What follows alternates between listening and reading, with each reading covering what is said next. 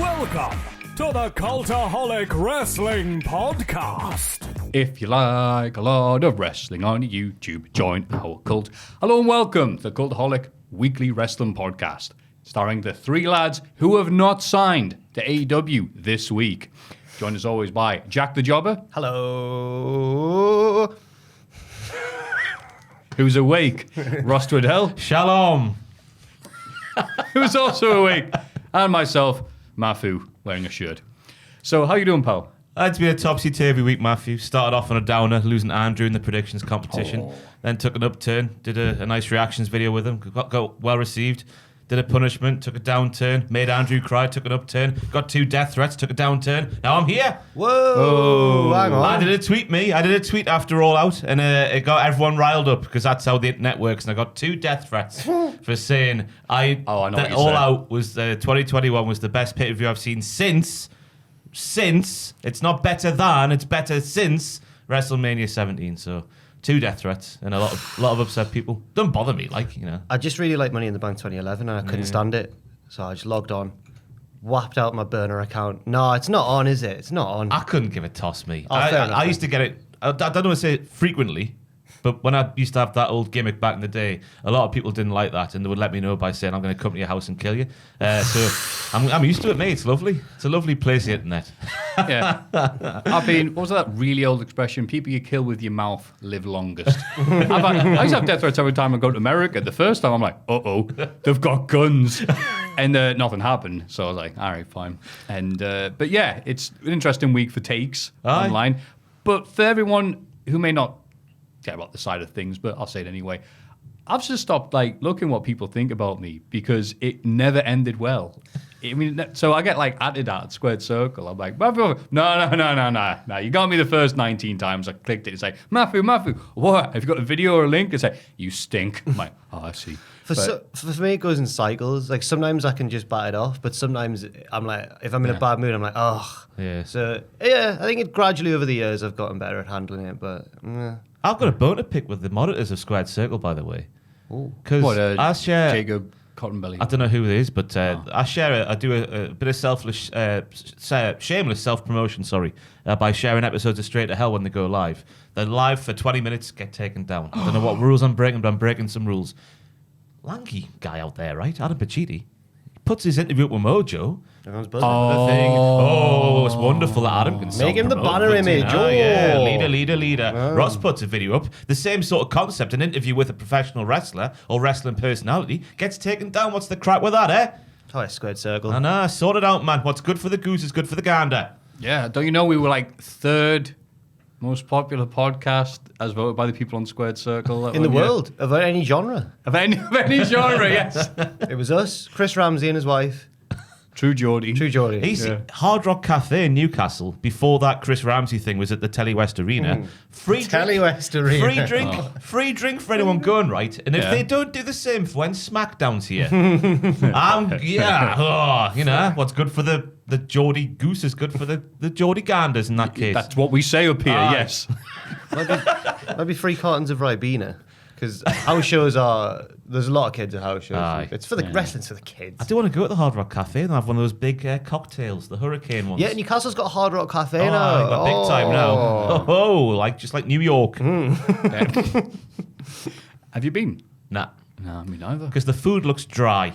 I'm going to go there. I'll follow them on Instagram because I got quite invested thinking, oh, that's quite fancy. You see people wearing Hard Rock Cafe t-shirts around the world. Might get a Newcastle one.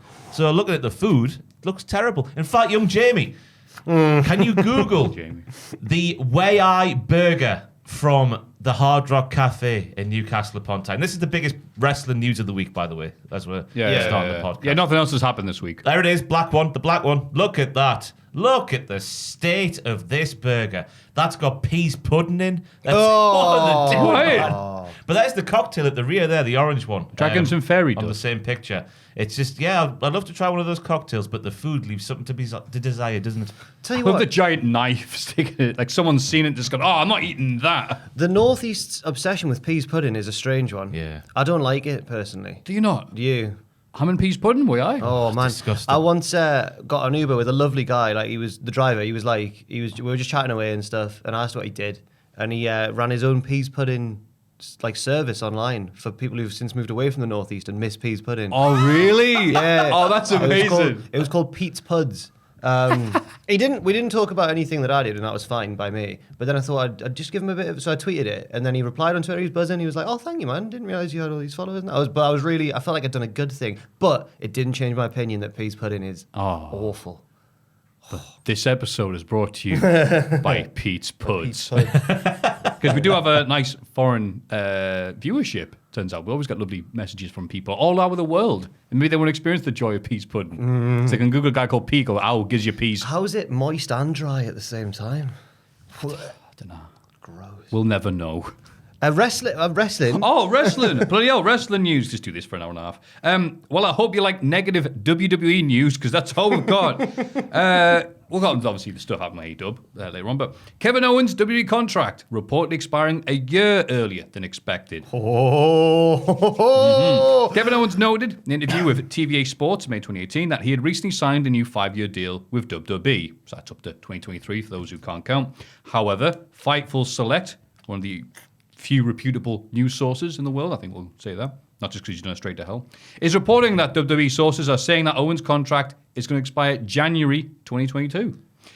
And as mentioned, we found themselves in the back foot of a couple of major contracts last couple of months. Adam Cole, whatever happened to him, and stuff. However, Owens did tweet out and then immediately delete the coordinates for Mount Rushmore on Tuesday. Kinky man, Kevin Owens. aka the PWG stable they had with the Cole, the Cole and the Bucks. Him calling the Bucks, yeah. And the Owen.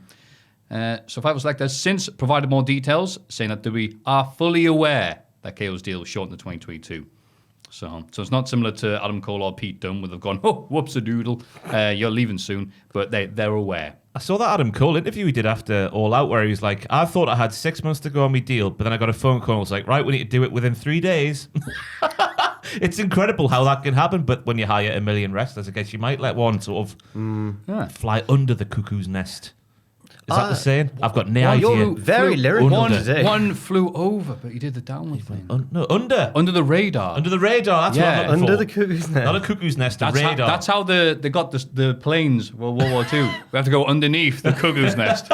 I agreed with Ross's take on this on Twitter. Oh, yeah. Where he said they need In to between keep, death threats. You need to keep Kevin Owens. What is that? Basically, what you said. They cannot afford to lose him. I just think they need to stop messing around with this babyface sort of like upper mid card Kevin Owens. How is he a mid carder? Yeah, it's Kevin Owens. It's ridiculous. Yeah. He's everything you want and more. Just get him on Raw. Get him on the opposite side of the tribal chief. He's got the leading heel on one side, being the tribal chief. Kevin Owens on the other side, being the leading heel for Raw. That's the way it should be, in my opinion. Yeah. Stop fannying around, man. As we'd say up here in Newcastle. Stop messing about. But now I think they'll really struggle to keep him. All his pals are having a great time. Yeah. So I think he'll be gone as well. Unless he likes money. If I was, them, I would be offering $1 billion a year. $1 billion a year. Yeah, just because you got to keep him. You can't lose Kevin Owens. Because that's what WWE have been doing right now these past few months. Have been going, we want to offer you more money to stay. Oh wait, no. Are we going to talk about what Meltzer was reporting was the offer that they gave Adam Cole? WWE. No, I haven't actually seen that. This upset a lot of people on my Twitter yesterday as well. So the rumor is, I haven't seen this. The report from Meltzer was that they offered him. The plan was apparently that he would be Keith Lee's heel manager. Oh yeah, I was going to go into that. Right, but okay, like, right, yeah. Oh, I mean like the financial offer. Oh no, I don't know the financial offer. Oh right, yeah, I was going to go into that, but WWE's Triple H undergoes successful procedure. Oh yeah, cardiac event. This was scary. Yeah, WWE wrote Paul Levesque underwent a successful procedure last week at Yale following a cardiac event. The episode was caused by a genetic heart issue, and Paul expected to make a full recovery. That's good news, Yeah. I don't know what else we can say about that. I know. Wish him all the best, I just want to mention it and go, yeah, okay. Horrible, isn't it? Aye, Puts things into perspective a little bit because everyone's like, you must be having a crap time with the whole NXT stuff. But, at least he's all right, I guess. That's all I can think. Yeah, that's all we can say about that. But WWE wanted Adam Cole to be Keith Lee's manager. According to Dave Meltzer, your friend, WWE wanted to book Cole as Keith Lee's manager in a similar dynamic to the Leo Rush-Bobby Lashley partnership. Quote, they were going to bring him... this quote. Oh, no, not this quote. No, the idea was... No. Well, obviously, it's been edited, so it's not an exact quote, because all the ums and you-knows and Buddy Rogers in the 60s and all the other stuff we talked about. The idea was to turn Keith Lee heel, have Adam Cole be his manager, probably with a different name because the last name Cole and Michael Cole, with the idea of a kind of Leo Rush, Bobby Lashley thing. We have this little guy who's a big talker, and he hides behind this big... do I have to read this? I know. This big dude. So that was kind of the dynamic they were looking for him. More as a manager than as a wrestler. One person told me it was Bruce Pritchard's idea. Another person told me it was Vince's. Thanks, Terry Taylor. I mean, this confused me because I thought from the stories that were circulating before when it was coming up to the end of his contract, it sounded like they really wanted to keep him.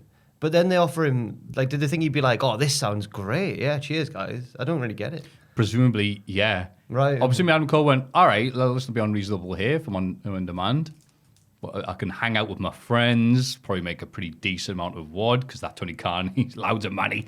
What have you got for us, WWE, biggest wrestling company in the world? How about you be Brian Kendrick circa 2008? No, not Brian Kendrick, because that would have been good if it was the Kendrick-Ezekiel Jackson sort of relationship. Leo Rush was very, very different in his role to Brian Kendrick, in my opinion. He just ran away from people. He was a legitimate manager, wasn't he? And then eventually he started doing more wrestling and more impressive flips and whatnot. In the 205 Live division. So they're like, yeah, cool, right. You guys still think I'm like a dwarf wrestler. You see me the same way you see Sky Lolo. All right, fantastic. It's really tough. Can I stream on Twitch? No. Oh, gosh. Oh, down the wire. What am I going to do? So... yeah, and also, while we're piling on, Bronson Reed claims WWE terribly mismanaged him. Reed wrote on Tuesday on Twitter, tomorrow I become a free agent. I am confident myself and my abilities, although I feel terribly mismanaged by a company recently. Makes me nervous about having to find a new employer in 60 days.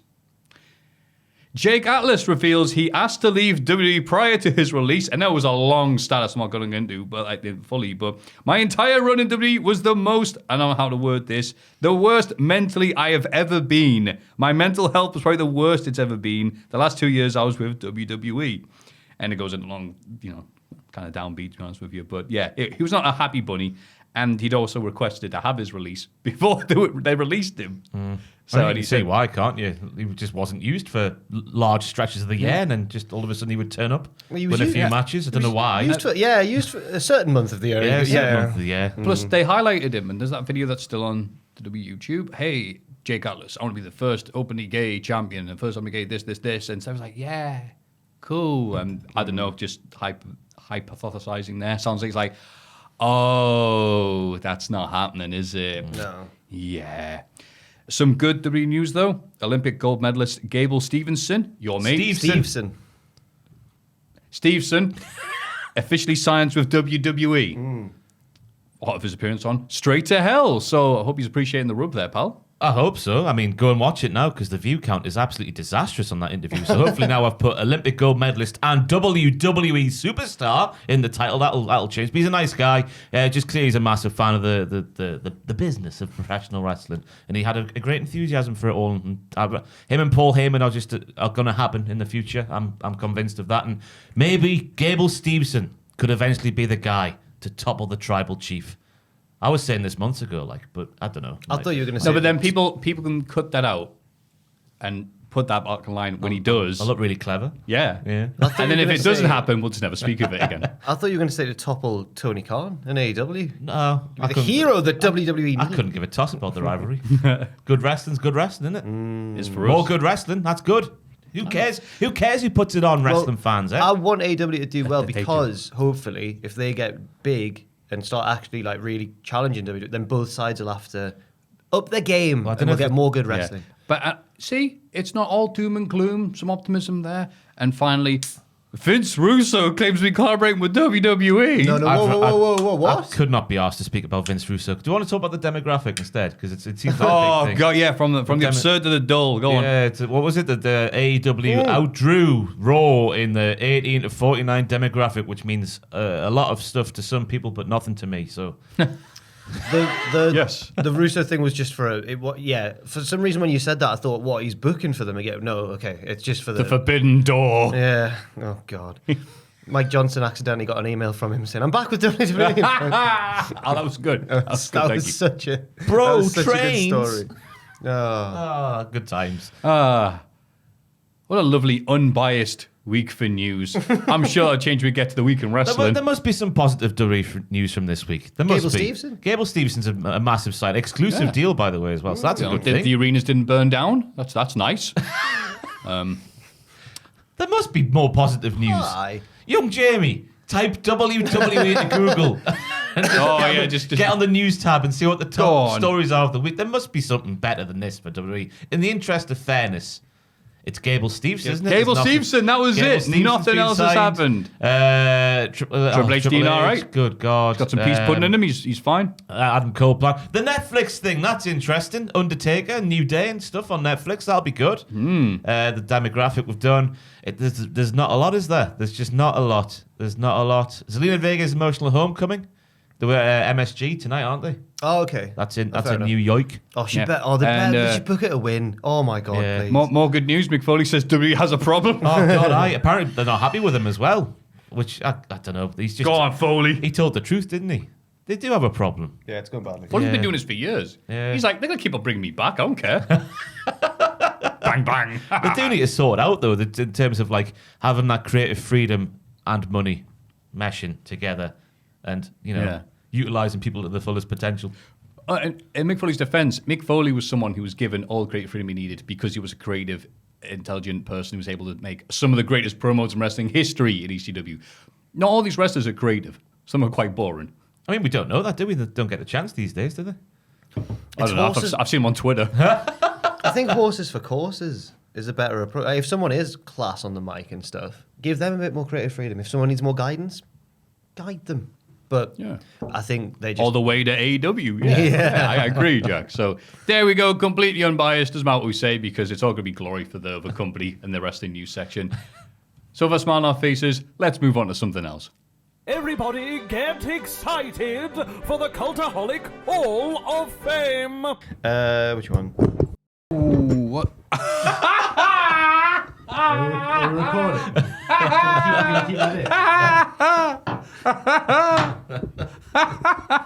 For audio listeners who are very confused, I was just adjusting the mic and somehow everything went wrong in one go. Flipping heck. I've already got a Hall of Fame pick in mind, but if not... God, we've already peaked. Now it's time for everyone's favourite segment, Jack breaking stuff. Sorry, the Hall of Fame. So, in condescending results from last week... Oh, we have no idea because we were both off. It was the B team in, Cultaholic Wolfpack. Dr. Now. Oh, yeah, we did do that. From my £600 Look at life. him lighting up at the memories of last week's podcast. Oh, what a time we had. What a time. The fiendish Dr. Now. Talking about Sega and... video games from the 80s and whatnot. Get a grip, man, will you? It was just AEW signs. Welcome to the Final Fantasy Weekly Podcast. Oh, nice. With a little sprinkle of anime in there, no doubt, as well. Ooh, yeah, name an anime. Death Note. Not you. Oh, you helped him. Sorry. Is that the one with the ships and that? I think that's One Piece. One Piece, I beg your pardon. I've done it. Stop it. Ross, I think we're like... You're the Adam Cole, there's Keith Lee. You're ruining it. Basically, I think what happened there was we went like... You went name a band, and then Ross went like the Beatles, and then we wondered if that was the one with Mick Jagger in. And then I was like, no, that's the Rolling Stones. Anyway, Kevin Nash, pasta eating shoot interview, 42%. That's a stud. The amount of hype that's had over the years. Because we reference that all the time, don't we? Who nominated that one? It was Sam. Right, because did you just think it was finally time to... The podcast's biggest fan, Sam, obviously. He just never listens. Yeah, we mentioned that one. We'll say something nice about him and you'll definitely hear it.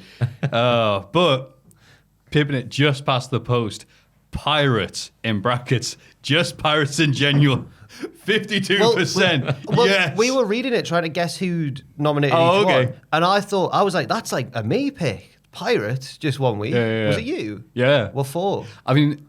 playing Assassin's Creed Black Flag because it was a $5, and it was just like all the reviews have been. If you're playing the other games, I guess people don't like this one because it's very piratey. But I haven't played the other one, so I'm just like, yay, pirates! Pirates are cool. And just realized, oh yeah, pirates are cool, aren't they? Just in general. Do you remember when the internet was Pirates versus Ninjas? That was like the thing back, 15 years ago now.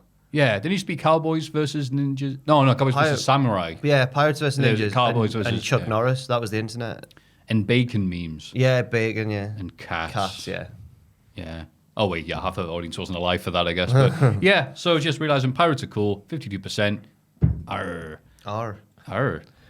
It's my dad and brother's birthday soon. They're not the same man. It's my brother.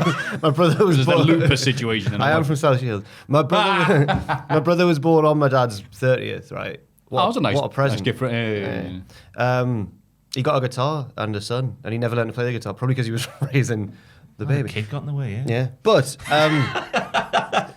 Can't But sleep on the guitar. it's be their all- birthday soon. But my dad's a very sort of like, he doesn't like parties or like attention. You know what I mean? He doesn't like being made a big deal of, right? Because he's a dad. He's like a bloke. So he loves that his birthday falls on Talk Like a Pirate Day, because that just takes away all the, everyone's just talking like a pirate. What day is that? Well, he goes in September the 19th. Is that an official thing? Talk like a pirate day. Or maybe national, or is it global? I don't know. But he goes into work, and apparently all the lads, instead of being like, "Oh, happy birthday, Graham," everyone's like, "Ah," and he loves it. That's sweet. You've got to make the best of life, haven't It'd you? be your birthday. Arr. You'll be as ancient as the sea. Would you like to see some carpet samples? Because he's in a carpet shop, so Oh, all right. Okay. not just nice. Wait, I'm reading the wrong script. I'm sorry. Oh, God. You go first. Oh, it's this me, week, isn't Maffew, it? Yeah.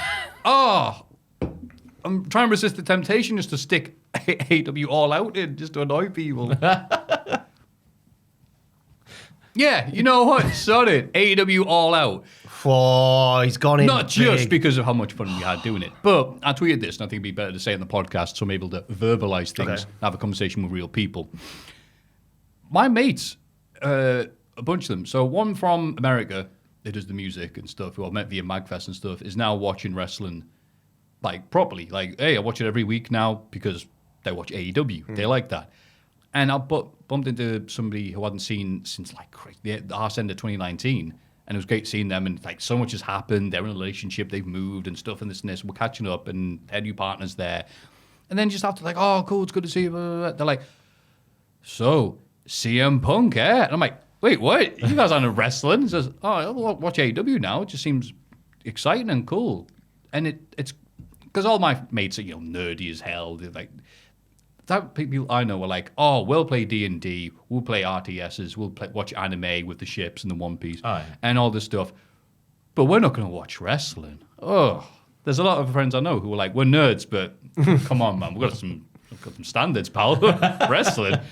But now with like the CM Punk buzz and the Danielson and everything else, yeah, some of my mates are now coming around to it going, oh, I'm actually kind of interested in this because there's so much buzz about it right now. It's like cool, like, oh, what's this? It seems all the people are jumping from WWE to this cool new crazy promotion to hang out with their mates. Oh, okay, yeah, I'll watch that. And I didn't realize that there's so many people who maybe like the idea of wrestling, but just watch WWE and they're like, nah, I don't like that. AEW's got like such an energy about it. Yeah. Like, even if the storylines and stuff that don't quite come off sometimes, like, they're not perfect. You know, they're not always putting on. Oh, yeah, I mean, there's still like things ourselves. wrong with the product, definitely, but like they've clearly they want to have a fun show. Like they're doing stuff. They're giving the audience what they want sometimes, and that why not? It's just easier to get invested in the characters, isn't it? Like WWE's in comparison, I hate having this discussion because the comments are going, "How can you say this about them?" And I'll say it. Oh, I'll man. say it. It's just leave Ross alone. Nah, man. Threaten me. By and large, you know, you're looking. This doesn't include people like Roman Reigns and stuff like that, who's had a fantastic year. Yeah, of course. But it's just so stale in comparison, isn't it? Just everything about WWE is so stale in comparison to AEW. And again, there's a select few who aren't included in that. Like I'm thinking about Edge and Rollins as well, and Reigns and people like that. But by and large, SmackDown. yeah, SmackDown's all right. SmackDown's good. Yeah. Raw is awful. But yeah, it is a different vibe, isn't it? Yeah. It's a lot more pleasurable to watch. A lot less of a chore. True. Cock in hand. Cock in hand. That's why I'm saying that, just because it's nice that people are like, hey, how you doing? Oh, I've not spoken to you in a while. Yeah. AEW. I'm Yeah. like, oh, okay. Because now you like that wrestling guy. So now people are talking to us about wrestling who wouldn't usually watch it. And And no, I'm not making this up. Like, if I was making up a story, you think I'd make it a lot more impressive. And then we had sex. You know, it'd be something a lot more exciting or interesting than just, me and my from friends. the music, Puff Daddy. I don't know why. Puff Daddy! Puff Daddy!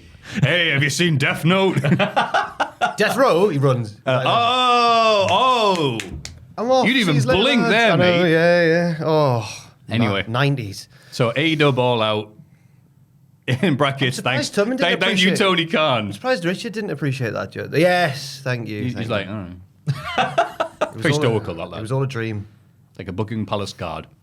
So, Ross, what have you got for us? I was up and on over this pick this week, but after I think the Triple H news this week, I'm going to just throw it in there. There's a paying homage to the thing itself and to Triple H as well. But I'm going to go for sledgehammers, and I want Richard to bring up a video from this week, which Oh, brought me please be the music video. great amount of joy.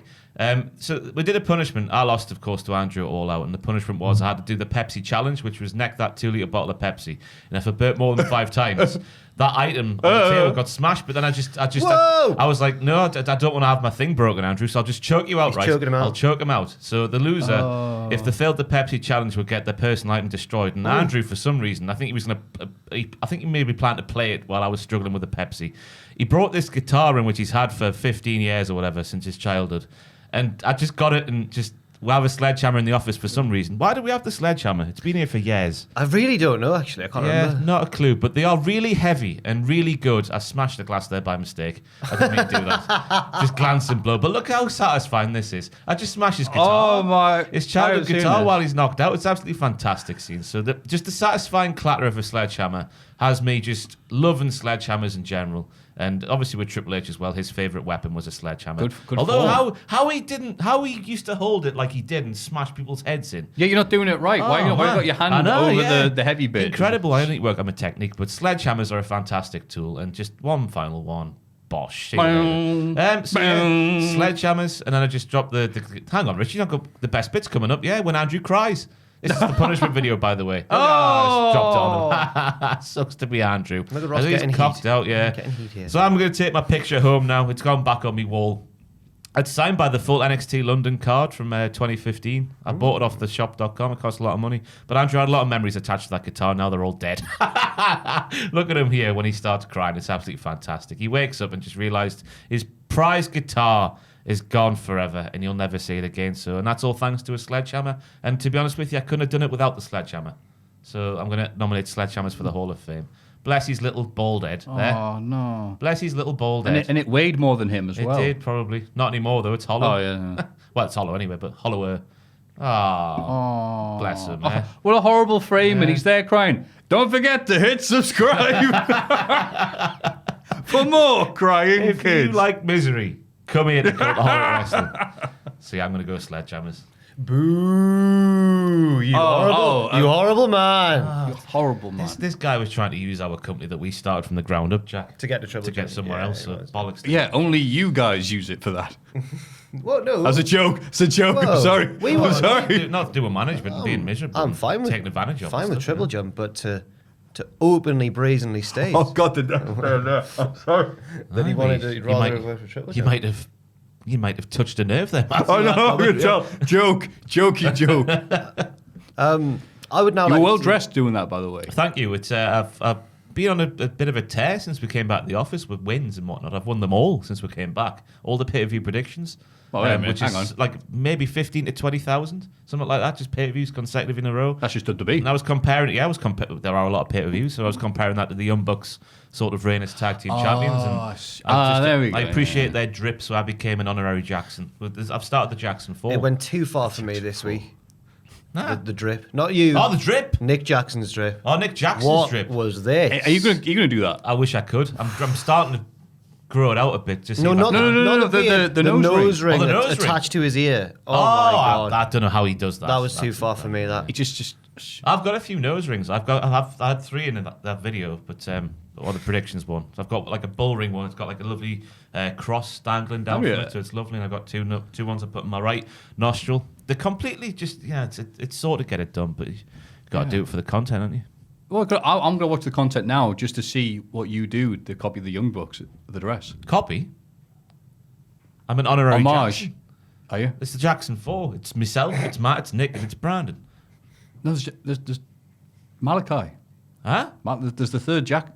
What? Jackson. Malachi? Yeah. Malachi Jackson, yeah. Malachi Jackson? Yeah, do you not know about him? Is that the other brother? Yeah. I was thinking about the Jackson 5 for some reason, thinking there was Tito, there was Jermaine. Oh. Malachi. Everyone got confused there. Wait, hang on. Wait.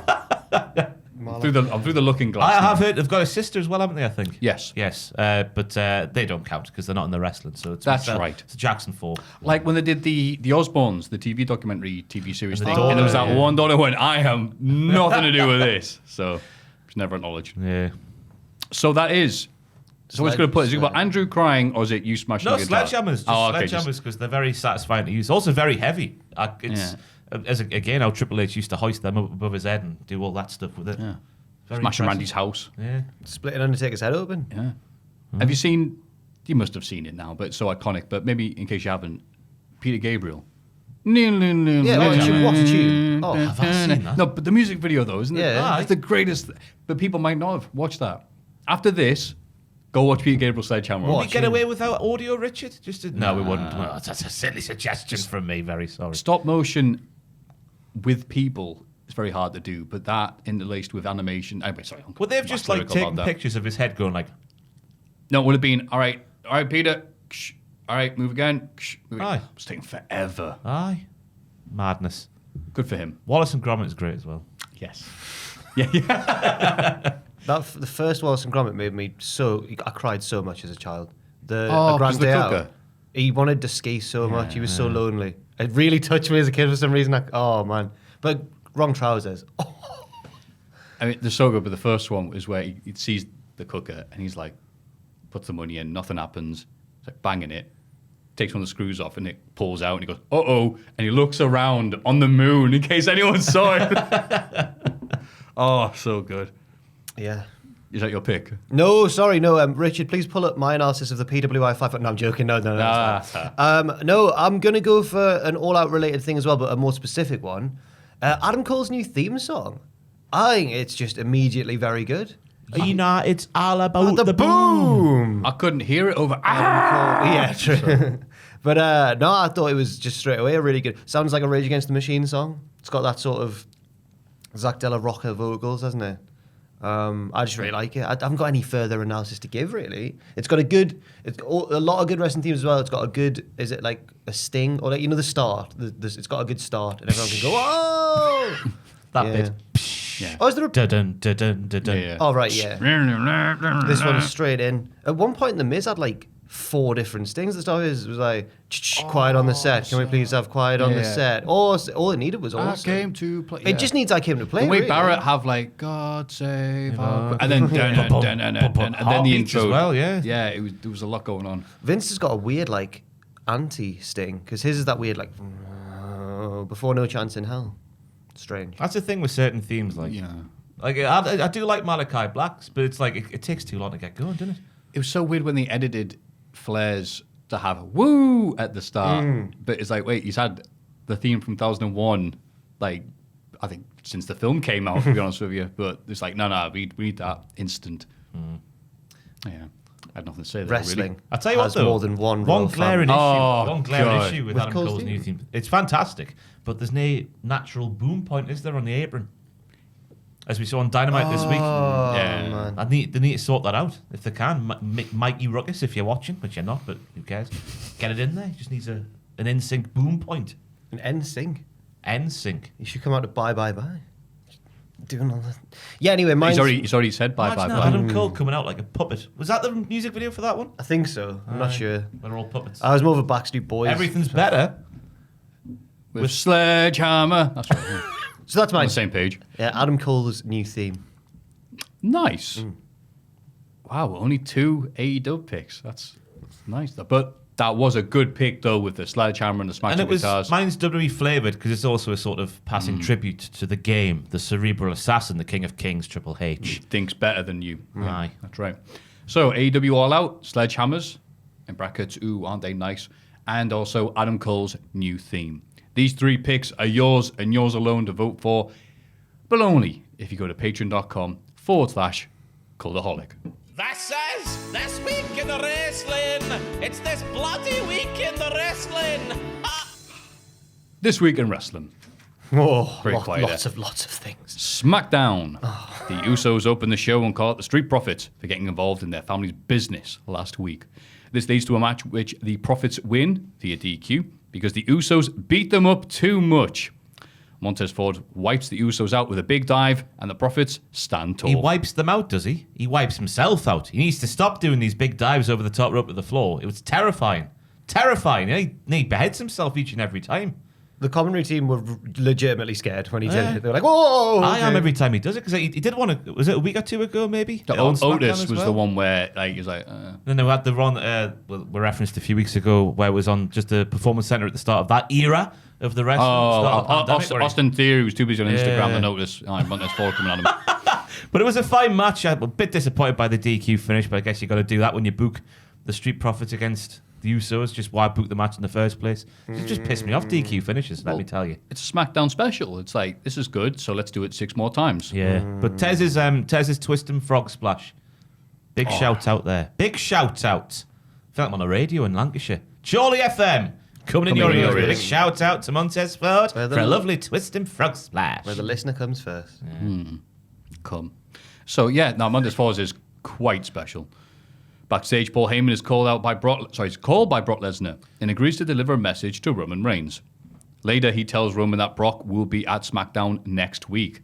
Roman asks how Paul can be so sure that Brock isn't here tonight, perhaps implying that Heyman has divided loyalties. Ooh. See, I thought a couple of weeks ago this was just the Usos trying to get Heyman out of the bloodline, if he's even in the bloodline. He's part of the faction, but not actual bloodline, unless they've shared blood. That could be a possibility. Who knows? Caught on the yard. Yeah. Blood brothers and all that stuff. But it's nice that we knew it was Brock Lesnar calling because Paul Heyman has Brock Lesnar's theme for Brock Lesnar's phone calls. That's really funny. That was really... And his reaction when his phone went off and he was like, oh. I like his relationship. Cass's commentary go, here comes the pain. I like his relationship with Kayla Braxton as well because it's nice to see a backstage interviewer have a bit of something to her because for so long they've just been like, hello, what do you think of that then? Well, nameless person. What do you think about that? Kayla's always been the one who's had a bit of banter with the wrestlers. Do you remember when the New Day just used to shout her name? Good times. Yeah, it was good, yeah. Becky Lynch is out and wonders why people feel she doesn't deserve to be champion. She says that her return saved the title match at SummerSlam and makes no apologies for her sneaky way of beating Bianca Belair. Crowd cheers. Belair arrives and admits that it hurt to lose the title in such a quick fashion, but she's earned a rematch and wants it tonight. Becky says, nah, you're all right, and walks off. Yeah, she just says no. To cheers. Backstage, Adam Pearce and Sonya Deville tell Becky that she'll defend the title at Extreme Rules and there'll be a contract signing next week. To cheers. Very successful heel run here so far with Becky. I don't know what Becky's going to have to say to get me convinced in her being a heel, but so far she's just clearly too inherently nice and has too much of a nice... This is going to sound weird, but it makes sense in my head at least. She's got too much of a nice voice to be a heel. Like what you're saying, I've got to apologise for nothing. I was just thinking you're being funny, aren't you? You're not being like a dastardly diddler. I've said the word. Oh, we haven't seen that in ages. I know. We've been trying to phase it out, Maffew, without telling you. No, I know. I'm pretending that you haven't. Maybe you look like a goon. It's going to take her to say something awful to get me sort of buying her as a heel because she's just too nice and likable, isn't she? What could she say? I don't want to say on the podcast. Okay. Bianca Belair, I thought she was fantastic in this segment, though. Imagine Becky Lynch comes out like tonight at the time of recording, just starts, I can't think, just to get Ross to hate her, she'd have to go, Vernon Anita was overrated. Oh, Ross, goodness me. He comes over from Ajax, Maffew, playing football on the floor. Then Pardew plays football in the air. People expect him to still be good. Hey, you can't play tiki-taka when Mike Williamson's hoofing the ball up front, let me tell you. But say that Vern was a bit of a defensive terrier, though, I seem to remember, chasing people down. Yeah.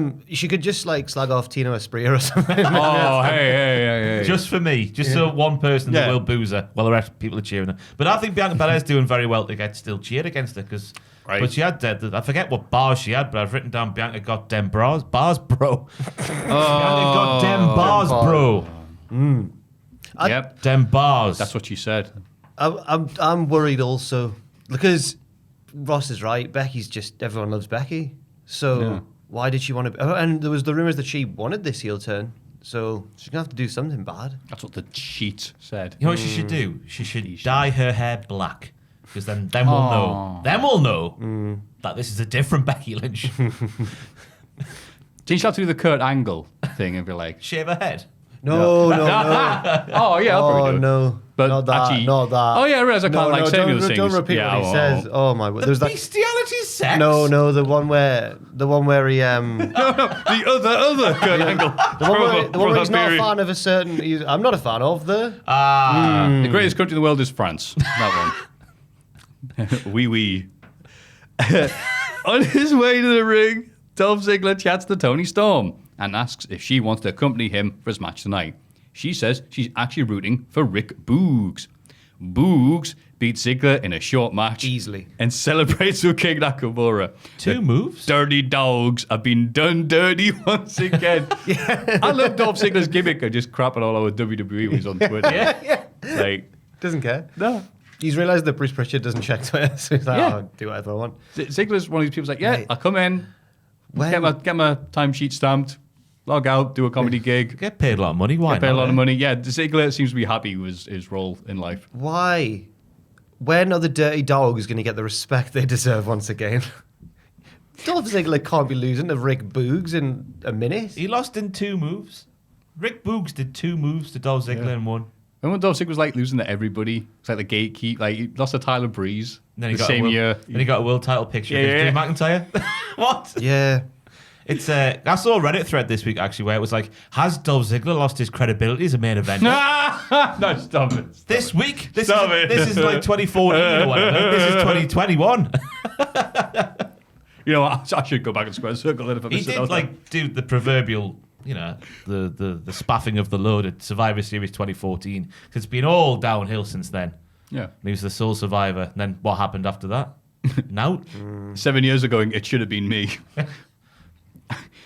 An unhinged Seth Rollins gets himself DQ'd against Cesaro. Oh, good, that feud back. Mint. And batters him with a chair. He sets up for a concerto, but Edge runs out to chase him off with a chair of his own. Later on, Edge issues a challenge to Rollins for rematch next week, which will then probably result in a rematch at Extreme Rules. Do you reckon a DQ and then rematched Extreme Rules? I reckon Yeah, it's I reckon pretty much so. nailed on. Yeah. That was. Unless- Sorry, go on. Well, unless they're going to treat this MSG show as like a mini, like pay-per-view of its own. In which case, but I wouldn't put it past them though. Unless this is obviously the setup for Gangrel versus Rollins. Come on.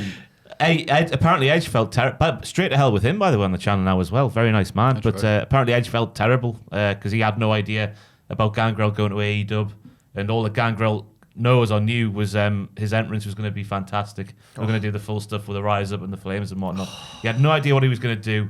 But it was that week where Kenny Omega was doing the sort of Edge references going, oh, you think you know me, Christian? You think you know me?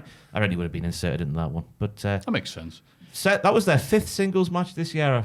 I looked. Gangrel's like, bloody hell, I'll be waiting for AEW or WWE to give us a ring for years. And now, the same week. You say bloody hell, by the way. That was the best thing about him because he lived in Birkenhead. for a little bit. Birkenhead? And he loves it. He loves Weatherspoons. He loves Stella Artois. Stella Artois. Don't ask why he likes that. You can watch that bit of the episode if you're interested. It's funny what he says. He goes, it's like, what's your spoons order, Gangrel?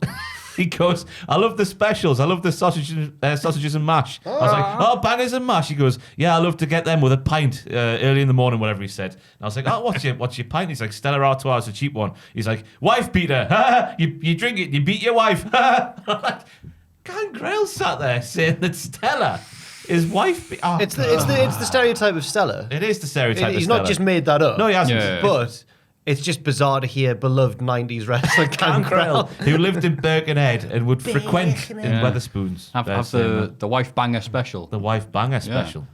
That must have been Gangrel. when you said you were interviewing Gangrel. I was like, I'd be nervous for that one.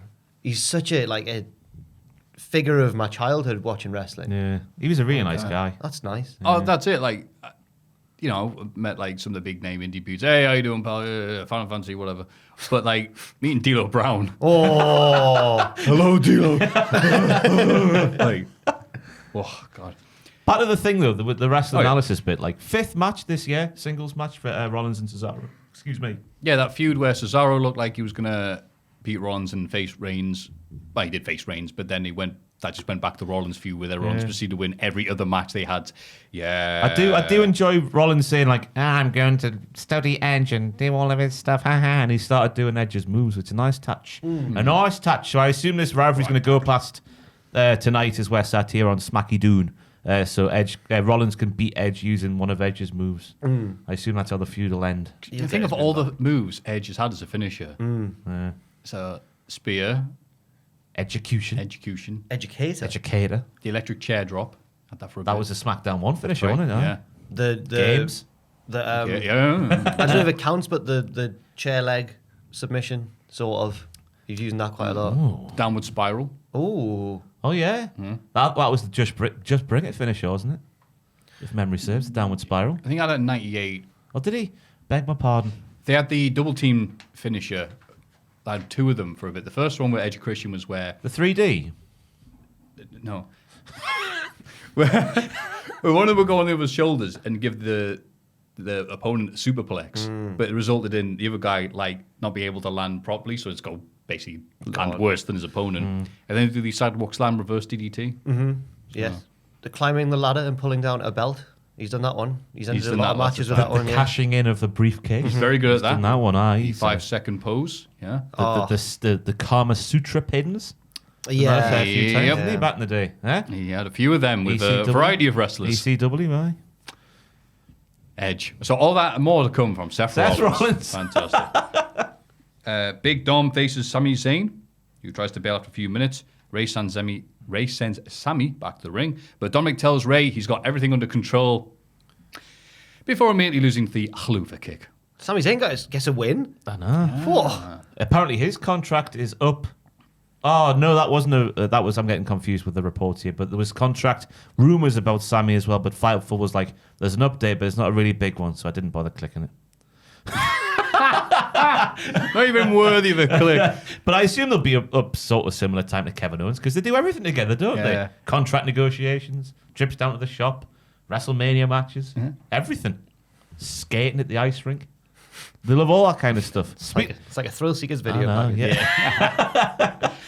Yeah. Dom's going to get sick of Ray's Course he is. SHIT soon, like Course he is. any teenager would. Is he a teenager still? I think he's in his... Yeah, I think he is. I'll have a look. I'll have a look. Everyone below 23 is a teenager to me. Disgusting. You missed a big bit of the show, by the way. Oh. The Kevin Owens show. That was before Dom and Sam. Was it? Oh, Did sorry. I? That's my fault. Oh, Sorry. That's my fault. Beg your pardon. We're going to talk about the masterstroke that was Logan Paul's heel turn. In Oh, WWE. yes. Oh, Oh, that's man. why. Sorry, yes. That's why Jack didn't put it down. Thank you. But I pal. did watch it, though. Are you And- too, Did too you? bitter about it? No. Is he a baby face in your heart? No, I think it's much better I using... love he turned heel, implying he wasn't one before. Go on. Dominik's 24. Get out. I want to burn. Go back and play Fortnite. 24? Yeah. I thought he was a lot younger than that. What shirt's older than that? But... Oh. Hey, he's only 23. Where Go did you on. buy that from? Where's that come from? I forget where this one came from. I just Because that woke collar's, up one day and it was in my closet. that collar's unlike anything I've seen before on a Oh, shirt. thank you, pal. All right, it's Appreciate lovely. that. For the audio listeners, Maffew's wearing a nice shirt. It's like a granddad collar, but not quite. Has Tubman got a similar... You got a similar collar there on yours? Have I got it up? Now he's got a button down. Oh, no. Oh, yeah, right. Oh, it's round the other way around. Oh, there we go. All right. Ah, that's why. Oh, no! Damn it. Oh, I thought it was deliberate. Ross with a Trojan horse compliment. Oh, yeah, right. There we go. Audio listeners, I couldn't he's even just- see 'cause my hair. You and Richard look like the young bucks today. No. Actually do. With the old books. No, Logan Paul worked a lot better as a heel, I thought. And he was actually all right at, like, being the naive heel who thinks he's a good lad because he's just having a good time with King Corbin. And then Owens told him, can you just get out of the business, please? And I thought it worked quite well. Look at, do you reckon he'll have a match? Sorry, Happy Corbin, sorry. I was gonna say, how dare you? Do you reckon he'll have a match? Logan Paul versus Kevin Owens? Yeah. And that'll be Kevin Owens' final straw. I He know- loses to Logan Paul on the way out. Look, Kevin. The Saudis, the big fans. Logan Paul. So, no, a perfect match, I think, between my finger and the fast forward button when that happens. Good for him, I He's a guess. big I don't boy, care. though, isn't he? I don't care. Logan Paul, he's don't a big care. boy, but He's, yeah. he's nearly as tall as Corbin. Happy for him. Big boy. The Usos attack Finn Balor during his entrance to the Universal title match. The Street Profits make the save. Towards the end of the match, Roman hits a low blow while kicking out of Balor's finisher and wins the guillotine. I like that we've seen that back. A low blow kick out. It's very sassy, isn't it? Oh, so good. This sounds horrible, and I am a fan of Finn Balor, but I'm sort of glad this is out the way a little bit now. I felt like they kind of just Finn's little feud with Roman was a bit of a placeholder. It might continue actually a little bit. It might take over. I think it will continue after this because after this controversial finish. Oh right, okay, no. right. The thing at the end. demon. They should do the Jurassic Park thing. It was like, now to celebrate our victory with this boom. So It's you'll Luchasaurus. you'll bring Logan Paul, look how big he is. So he's going to bring the demon back then for Extreme Rules for Survivor Series. Oh no, The Rock will be around by Survivor Series possibly. It must be for Extreme Rules. The horror show at Extreme Rules. Oh man, what was that about? no. What was that about? Featuring the Demon King. Have you seen the Demon King? Demon King. I remember I thought about a horror show at Extreme Rules for the first time yesterday when I was doing that PWI, like the look at the PWI top 10 this year, because I was running through Drew's year and I was like, he had probably the best match at the horror show at Extreme Rules with Ziggler, the one where only Ziggler was allowed to use weapons. Oh, that was a really good match. That was good, but the rest of the show. Is that the one where the Street Profits got attacked by an alien in a bin? Wait, I thought it was an alien. Oh, the Viking Raiders. And No, the I think that was a Viking different Raiders, one. Was that a different one? Beg me pardon. Yeah. They all blend together. They That do. horrible feud. That was the the eye match eye for an where eye. they shot it and then were Oh, like, yeah. The eye apparently match. they were like, nah, won't use it. He just had the What's ping wrong pong with that? ball like in his fingers. And Ray be like, I can't believe you did this. And I was like, hang on, you challenged me at the match. Wasn't it? I My think fault. was that the one where the Fiend boiled Strowman in the lake? Oh, yeah, he died. Yeah. There was the big bit with the snake as well. Yeah. Sammy Snake came out. And then Braun just sort of sank to the bottom of the lake and then came back bald. Yeah. Yeah. What was in that lake? No. Hair removal cream. Hair removal cream, yeah. Yeah. Aging. Young Jamie, get the card up, will you, please? Oh, Let's no. just stop. No. We've got to reminisce about the horror show at Extreme Rules. We've got God. to. And also, the most baffling thing about it, you'd expect that to be in October for Halloween, but it was in the middle of the summer. It was in the middle of the summer, yeah. The horror show. July the at 20th. Extreme Look at this Rules. lovely card. See who's gone from the company since. All right, go on. Look at that kickoff show. Kevin Owens defeats Murphy. Oh, take a via shot. Pinfall. Kevin Owens and Nakamura defeated the New Day. Cesaro now. Oh, that's when Kofi had the horrible the table. fall, wasn't it? Yeah, the all right table That was a good match. That was a good match. all right. Bailey defeats Nikki Cross. Okay. Ash. Rollins defeats Mysterio. Asuka with Kairi Sane versus Sasha Banks. And no contact. Oh, because was that when Bailey? No. Took Kairi hostage I know. backstage. Oh, And then was Asuka- it? Yeah, Oh, no, that was no on Raw, contest. that one. That Yeah. Where What Steph and made that stupid rule. No, that was the match where everyone knew that Sasha was going to win, and then she didn't, and then they did it on Raw instead. Yeah. Okay. What happens, Richard, when you click Wyatt Swamp Fight? I'm interested. What happens when you click Wyatt Swamp Fight on Wikipedia? Professional wrestling. Oh, God, I can't be asked there's to a read cinematic match It is a section on cinematic the match. stipulation page now. There we go. We had a wonderful trip down memory lane. But that match between Reigns and Finn, to get back on point, was nice. Yes, it it was was. good match. Nice. Yeah, Yeah, yeah. nice Look, detour there. I didn't think he was going to get as much offense as he did, Finn, but he did, and good for him. And now he's going to do what he should always do in all the big matches and bring back the almost undefeatable Demon King. So you're saying after someone like Finn loses a bit, he has to become the demon to get his... Wait a minute. What's going to happen if Andrew turns into the Fiend? I'll beat him up. But he can't. Unless you're Samoa Joe. Yeah, I'll get him in a cage. It's Cultaholic the end. Oh yeah, there was speculation that was going to be the last takeover. What, that one? The end. Oh, the end. I think it meant 36. I No, was no, like, the end. No. No, Oh, that, Why that's- was that, by the way? I don't 'Cause know. that- was it not just the end- naming made Was it people... the end of the feud? I mean, it kind of was the end of the feud. Yeah, right, okay. Because of the name, everyone was like, "Ooh."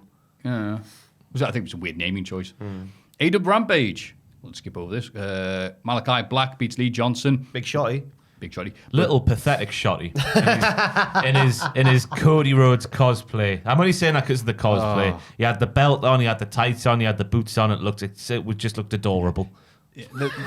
What did someone dub it? The Cody verse. The bits of AEW that are like, had stuff to do with Cody and Nightmare Factory and stuff. Not the best. The poor guy. The belt was way too big for him. It must have been Cody's actual belt, I assume. It was way too big for him, wasn't it? But Dustin Rhodes stops him from dishing out further punishment and challenges him to a match on Dynamite. I was a big fan of the finish where Black was like, "Oh, Hit me with a chair. Yeah, it was good. And then he's like, bosh.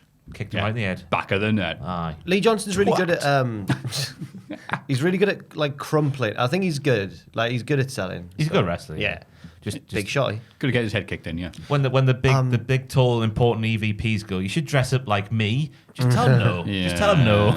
I got really concerned. Obviously, me and Tom have had this running debate over whether Cody's going to come back and do what he always does and get revenge and beat Malachi Black. And I've maintained, and I'm starting to lose grip. It's like I'm on the cliff edge and my fingers are coming off one by one. Because I'm like, I've been saying to Tom, no, Cody's going to lose again. And now I'm resigning. I'm getting quite scared that I'm very wrong. Yeah. It's in Arthur Ashe Stadium. And if he does, In New York. yeah. Well, I don't know if it's in New York itself, but around the New York area. It's on Long Island, I think. It's on Long Yeah, Island. yeah. Oh, well, fancy Dan, Cody Rhodes will be right at home at Long Island. I think it's a fancy place, isn't it, Long Island? Bits of it are where The Great Gatsby was set. Oh. Play a lot of tennis there, don't they? As well? Yeah, that's Arthur Ashe. Yeah, that's what I'm saying. US So nice to go like Federer leading him the shout ring. out Like, to how's he going to go on? Radon Chow or whatever, our lass in the tennis, she's made the final of the US Open. She's some 80-year-old girl, just burst onto the scene. I thought you said 80 there. I was like, what the hell's going on? 80-year-old woman. No, she said that she had her flight booked home like 2 weeks ago because she was just a qualifier and she's made the final and she's just class. Go on! Where's she from? England, mate. Oh, nice. England. England. But she was born in Canada. I was like, oh no. But then she moved when she was 2. She's got an English accent. and all Got the sorts. Lennox Lewis thing going Greg on. Aye. Rudzinski. Remember him? Yeah, Rosetsky. He had Tiger Tim and then Greg Rudzinski. Rosetsky. Rosetsky. Yeah. I'm thinking of Thomas Rudzinski. The player, the footballer, footballer, yeah. No, Greg Rosetsky, yeah. Both yeah. Canadian, though. Yeah, but this new, I think she's called Emma Radonchow or something. Oh, go on. Go on. God save our Grinch. Oh, it's Wade Barrett. Come to ring. Miro cuts a promo about how he is the Redeemer until Eddie Kingston arrives and tells him, yo, redeem these nuts, which you can now buy at AEWshop.com. Yes. Emma Radonchanu, sorry. Got the name right. Thank you. Ed and Reed and Tar, these nuts. Yeah. Eddie attacks. That's what she'll say when she wins. Eddie attacks, but Miro cheap shots him with the TNT title. In the ring, Eddie fights back and does DT to Miro's bad neck because I watched that match you had with Fuego del Sol. The DT is your weakness. And it's like, oh, that's kind of weird. And he hits the DT. And then it's like, oh, Miro's flat out. His weakness is the DDT.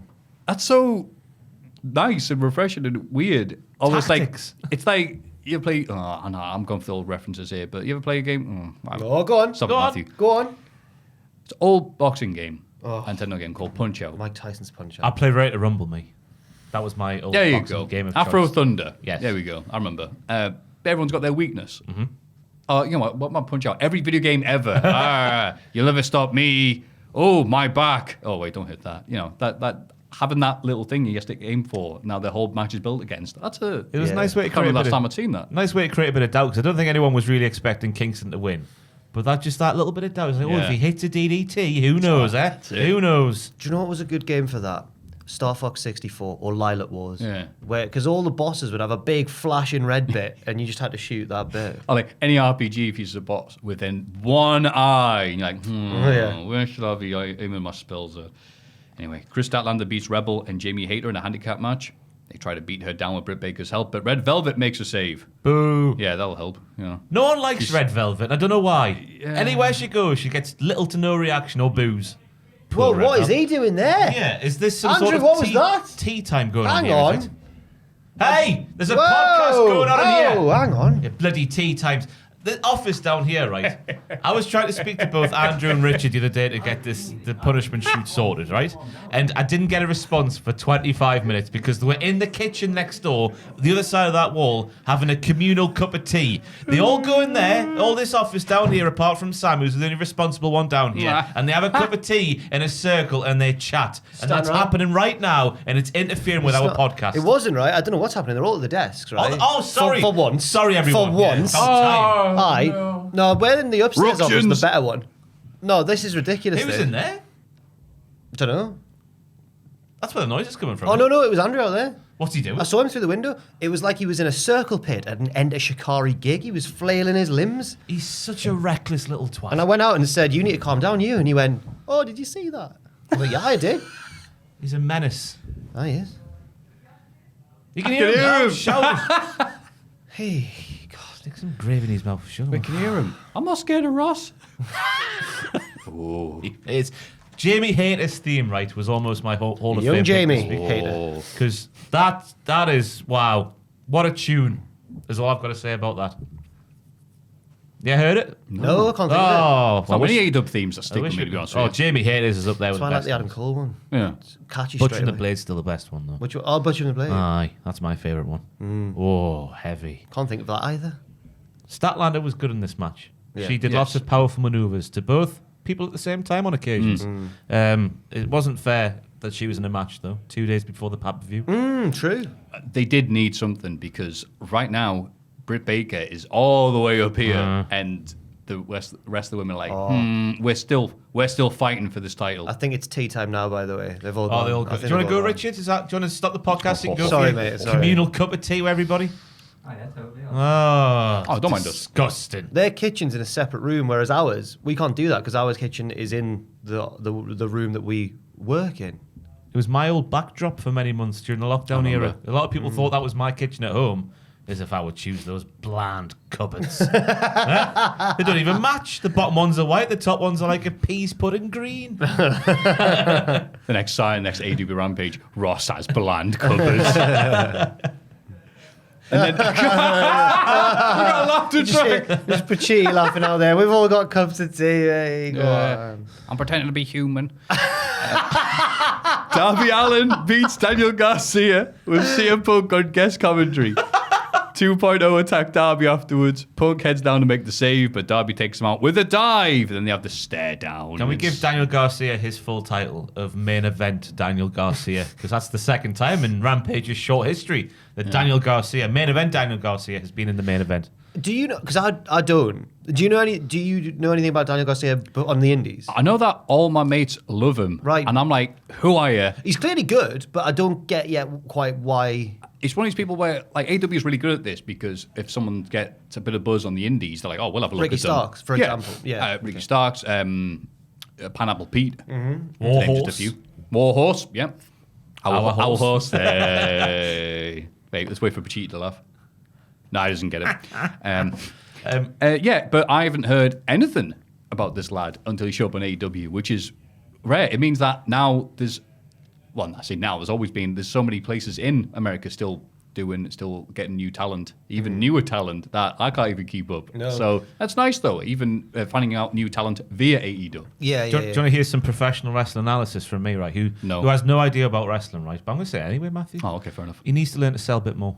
Ooh. Because I was thinking this during this matchup on Rampage last week, and then CM Punk backed me up, right? Because I don't know if it was just a comment. How are you, Phil? Me and Phil got each other's backs. He was like, he did a superplex, and he just got straight back up just about. And Phil, my friend Phil, was like, that move would hurt you too. He delivered a superplex. Oh, I didn't even notice that. Yeah, so I was thinking he needs to sell a bit more, this kid. And then my friend Phil backed me up, so therefore, in my head, I'm That's right. good. I noticed when commentators do that in AEW occasionally, and the last time I noticed it was when they were, it must have been dark because Taz was there, and it was Brian Cage, and they were commenting, there we go, Brian Cage getting all his moves in as usual. Pointing out the fact that Brian Cage only has one match type, even if he's a babyface or heel. Ross And there. unrelated, his partner's been on Twitter complaining about Brian Cage's part of the company. Yeah. Negative AEW news, everybody. Yeah, true. There you go, a bit of Yeah, balance. true. Brian Cage is unsettled in AEW. I have to say that watching that match there, Ross must have felt like when you're at the pub watching football and you spot a run or a good ball or something and say it before, like as it happened, like yeah. as the ball leaves the foot, you go, oh, what a ball, and then you've got some lad points there with the Yeah. guys. Yeah. He knows what he's talking about him. I love the final spot of the night, though, where the wiped out Darby was like, Oh yeah, bonk. Yeah. Took him out and then stared down. Yeah. shades of Ricochet. Do you remember that when he think did so. the standoff? Oh He did the flip yeah. and was like, why? His poor knees. And then he did what? You alright? What you after? Get outside, like. I'll show you what for. You calling my ass? And that segues into AEW All Out. Oh my word! What an On eventful the- show. Oh my god. On the Oh my pre-show, God. which Tony Khan says, no, the pre-show shouldn't have the negative stigma behind it. It should just be a part of the show. Jungle Boy, Luchasaurus, Orange Cassidy, Chuck Taylor, and And Wheeler Wheeler Yuta. Yuta Yes. The leader of the gang. Yeah, Sonny, hey, it's our friend Wheeler Yuta. Team up to beat Matt Hardy, Private Party, and TH2. And Jungle Boy looked like a main eventer here. Never mind Daniel Garcia. We haven't mentioned big news this week. The AEW game stuff. Jungle Boy's character was on there. They showed a little trailer of the gameplay. The way it was sort of shot, in my mind, just said, "Here comes the pain." Had the trot in the background and then the ring in the foreground. And it looked nice. It looked nice. So there's the news. With all the rest of signing, they're now going to call it AEW. Here comes the pay.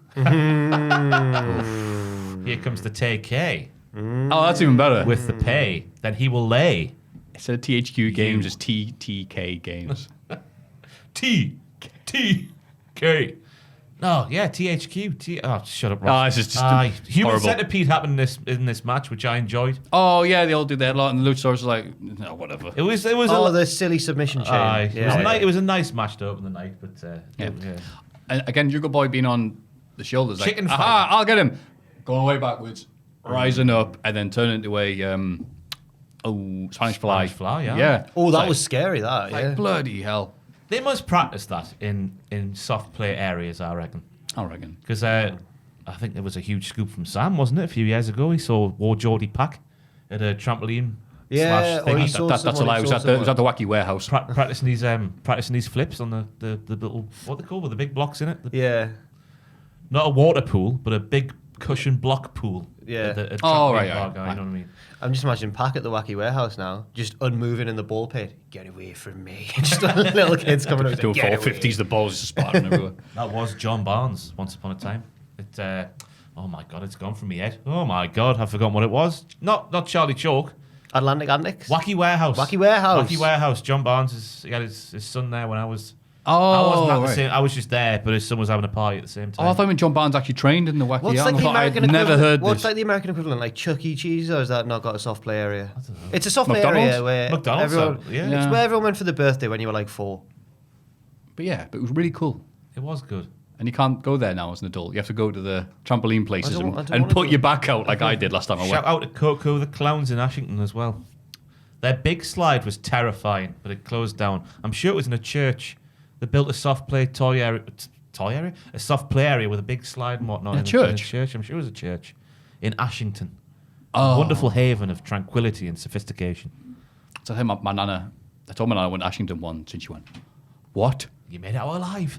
And she went, Maffew, they've got webbed toes there. She doesn't get out much, me nana. Is that why they play cricket instead of football? Yeah, probably. I'm not commenting.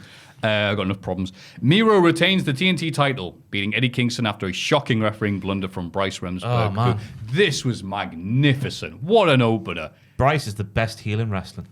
No, but like He's the the big- he's the pantomiming, biggest- he's the biggest heel the in wrestling. pantomiming they were doing was fantastic because Bryce is going, no, I didn't like, hey, you're risking this to put the turnbuckle pad on. He's like, what? It's supposed to be on. Boo! He's like, no, When I do- have to put the pad on. When do referees ever put the pads back on, eh? You're a jobsworthy bastard, you are, Bryce Remsburg. He's the Mike Dean. If that is your real name, bagger. He's the Mike Dean of AEW. He is. Yeah, it's all It's about all him, about isn't it? himself, Aye. aye. No, it was cool. I liked it a lot. In fact, I think Bryce will be that guy in the championship who blew the kiss to the camera. You see that one? No. Oh man, A ref? Yeah, referee. Oh. I forget what his name is, but he's worse than Mike Dean. Wow. Shocking. I love this match though. Yeah, it was very good. John Moxley beats Satoshi Kojima, just popping in for a visit, I guess. It was a good match. I think because it was a similar style to the other match, probably could have been better anywhere else on the card. But who cares? Because afterwards, Minoru effing Suzuki shows up. They brawl. Suzuki hits the Gotch-style pile driver to stand tall. And we get to hear, Hey, back on! Kaze ni nare. Yeah. Which I forgot for my live reactions bit, which was a shame. Oh, you must... Yeah, so obviously I'm a terrible human being and should be Oh, burned at that's the it. stake. Yeah. But yeah, I enjoyed the match with Kojima. I had no idea what to expect, to be honest, because I've not really seen him before. Because I'm not a pretentious wanker who watches New Japan Pro Wrestling. I'm joking, You everybody. were watching All Japan when he went there in the early 2000s. No, I wasn't. I was out playing football and trying to kiss girls, but failing. Fair The enough. wacky warehouse. This is when I was that age, by the way, in the early Yeah, 2000s. yeah, yeah. John Bob's going, whoa, what are you doing? Pig retains AEW's women's title over Chris Statlander, hitting a Panama Sunrise. Which at the time I was like, he'll be coming out in about 3 weeks' time. Just a tease. But this was an alright match that got really, really hot towards the end. Yeah. Statlander can take a beating. Certainly Yeah. can. Oh, many moves were done to her to try and put her away. And Orange Cassidy as well. Yeah. Trying. Mr. Motivator When she was himself. beating the count out. Yeah. He's going to be on Lorraine Kelly this week doing some aerobics. Is he? Orange Cassidy, yeah. Mr. Motivator. It was a Mr. Motivator joke. Yeah, good. Oh, right. No, I actually thought it was coming back like it was a big thing. He's back! Mr. Motivator. At the start of lockdown last year, me and my girlfriend would watch Mr. Motivator doing his Mr. little Motivator. 5-minute workouts on YouTube. Is he still going? He's still on YouTube, yeah. Wow. He's still motivated. Wow. So doing Mr. Motivator now, Richard, on the... I like the bit. Yeah, people don't know. Oh, people might not know. Oh, man. You can explain better because you were more around in the 90s. So- Yeah, he was the lead-in. He was the pre-show, the Power Derek Rangers. Evans. Yeah, he was just around wearing his spandex like that. Come on, let's do basic Looks exercise. like a Dudley boy. What's going on? Look at that plant realize he- there. didn't realize he I'm not wore- calling him a plant. I'm sure he's flattered. I didn't realize he had wore so much tie-dye all the time. Oh, man. Yeah, He looks very much like a Dudley boy. Get his YouTube channel, Richard. Look at that bottom left there. Sorry, that's got to be a picture from the 90s, surely. Yeah. Dinged. Liz McDonald from Coronation Street. Oh, as I my live and God. breathe. Fantastic scenes.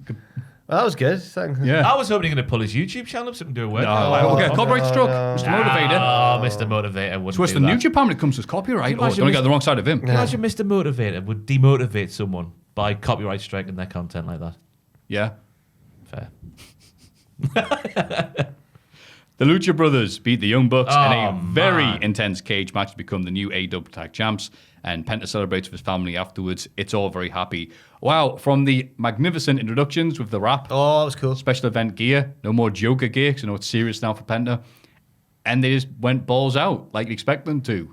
And bloody hell did it work. And bloody hell, they picked the right time to finally get rid of the Young Bucks, the tag titles, because where were the lads to help them? They weren't there. It was just Brandon Cutler, and he's only half a lad, so he couldn't help them. So of course that finally made sense for them to do it in the cage. No one could interfere to stop them. Did everything I wanted to do and more. Bing bang bomb. And Sing sang song. in fairness to Brandon, that throw he nailed it. That was He had to sensational. throw that bag over that massive cage, and he did. So I'm all right with that as well. It was good. I thought of myself when I saw that from that show, WCPW, Oh, that was impressive. when I threw a bin. No, You right. did. When Primate was making his Rumble entrance, Yeah. and I was worried for Ross. It was a tricky throw because you had to throw a bin to Primate in the ring. Now, if he goes too short, it just hits the ropes. But he doesn't want to throw it too far, and then Primate looks foolish. Under Needs to be pressure, just right. under pressure as well. Put a bit of stank on it, you know? Oh. That's that cricket and background coming into play where we threw But he did bins. it. Did it underarm. I don't know what you say about that cage match. It's certainly the best cage match I've ever seen, I think. Ooh, okay. Go on then. What's the conversation? Lesnar Undertaker. Angle Benoit. That was Hell in a Cell. Oh wait, Hell in a Cell, Lesnar yeah. Batista. No, Lesnar Undertaker No Mercy 2002. Hell in a Cell. Hell in a Cell. Damn. Angle Bret Benoit Hart from and Raw. Owen Oh, Angle Hart. Benoit. Yeah, okay. The Was it? Hart brothers. That's just as a little.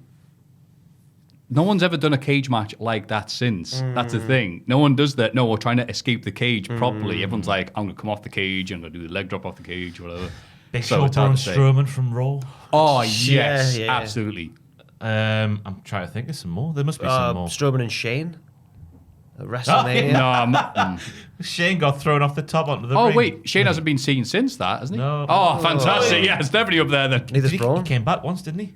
Oh, did he? Oh, okay. I'll take off the list. I was looking at his Instagram this week and he was doing push-ups.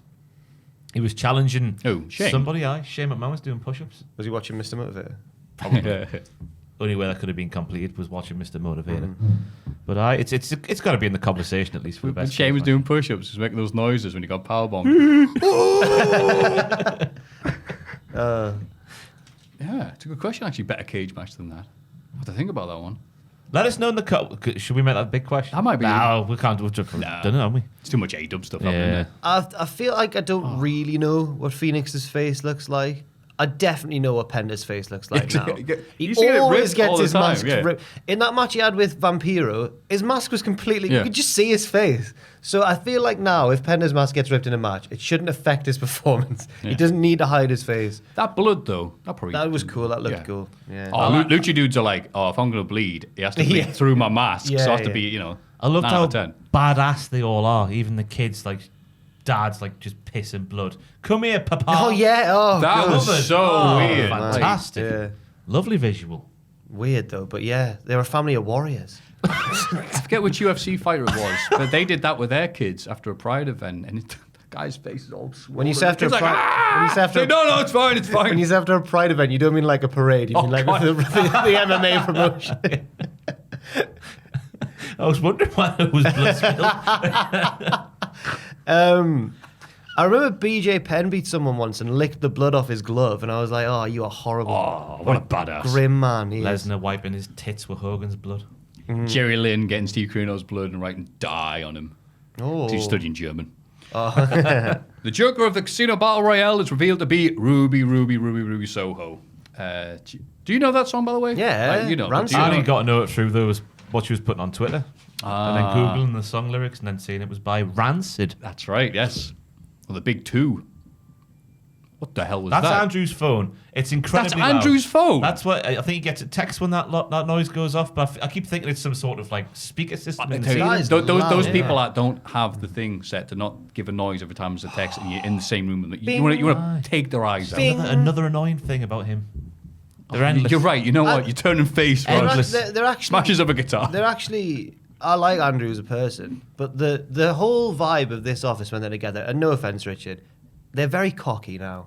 Very cocky. They've got an in-joke, a crap in-joke.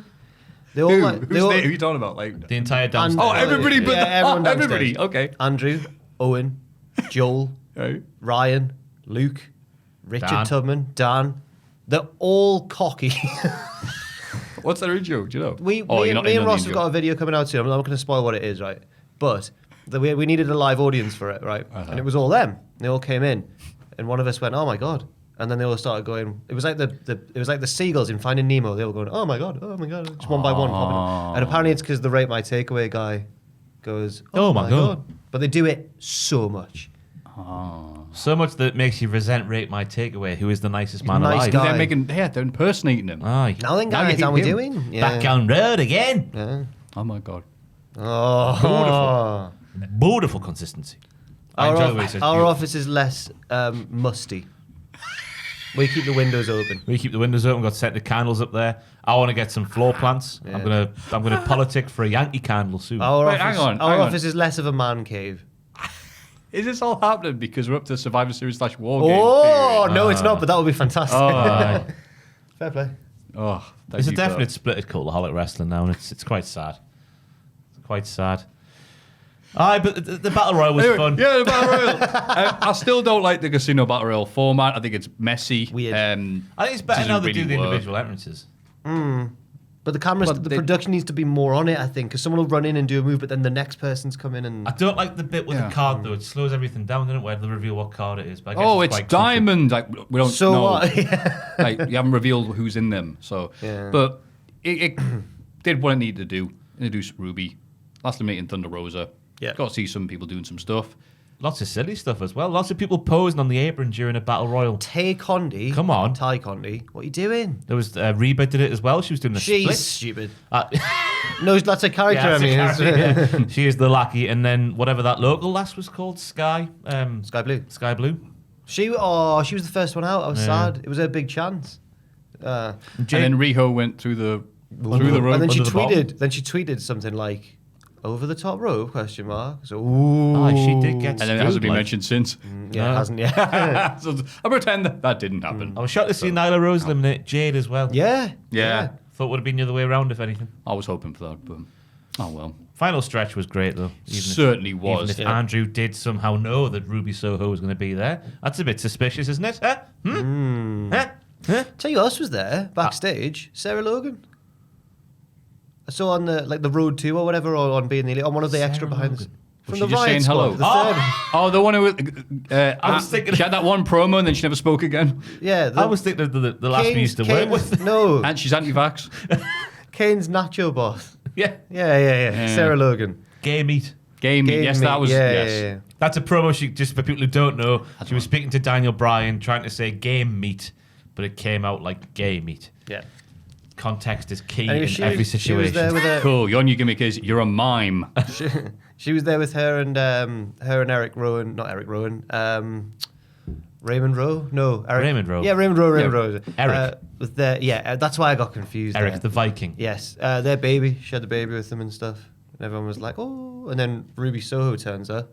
She said, I just cried because I haven't seen her for so long. And she's got this baby now. And I was like, oh, what a lovely reunion. Oh. MJF cheats to beat Chris Jericho. Oh, yay.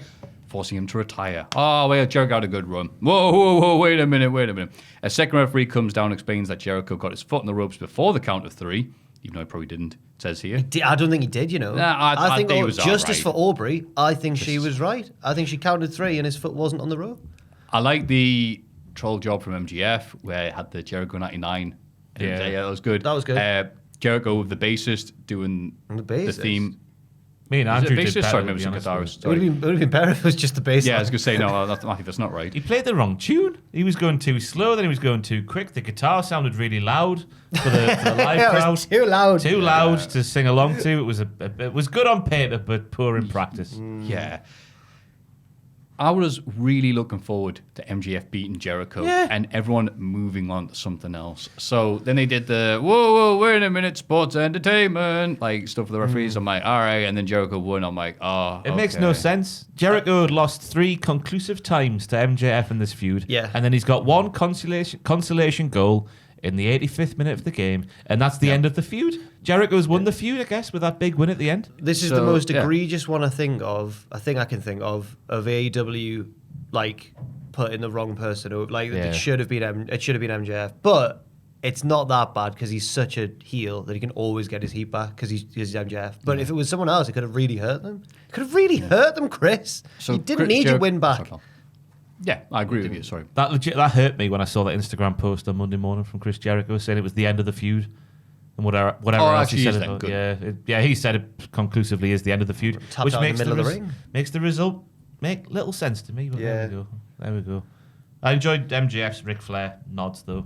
He did a strut. Mm-hmm. He had the red tights on with his little initials on his arse. He did the failed move off the top rope, and then I don't know what else. What else does Ric Flair do?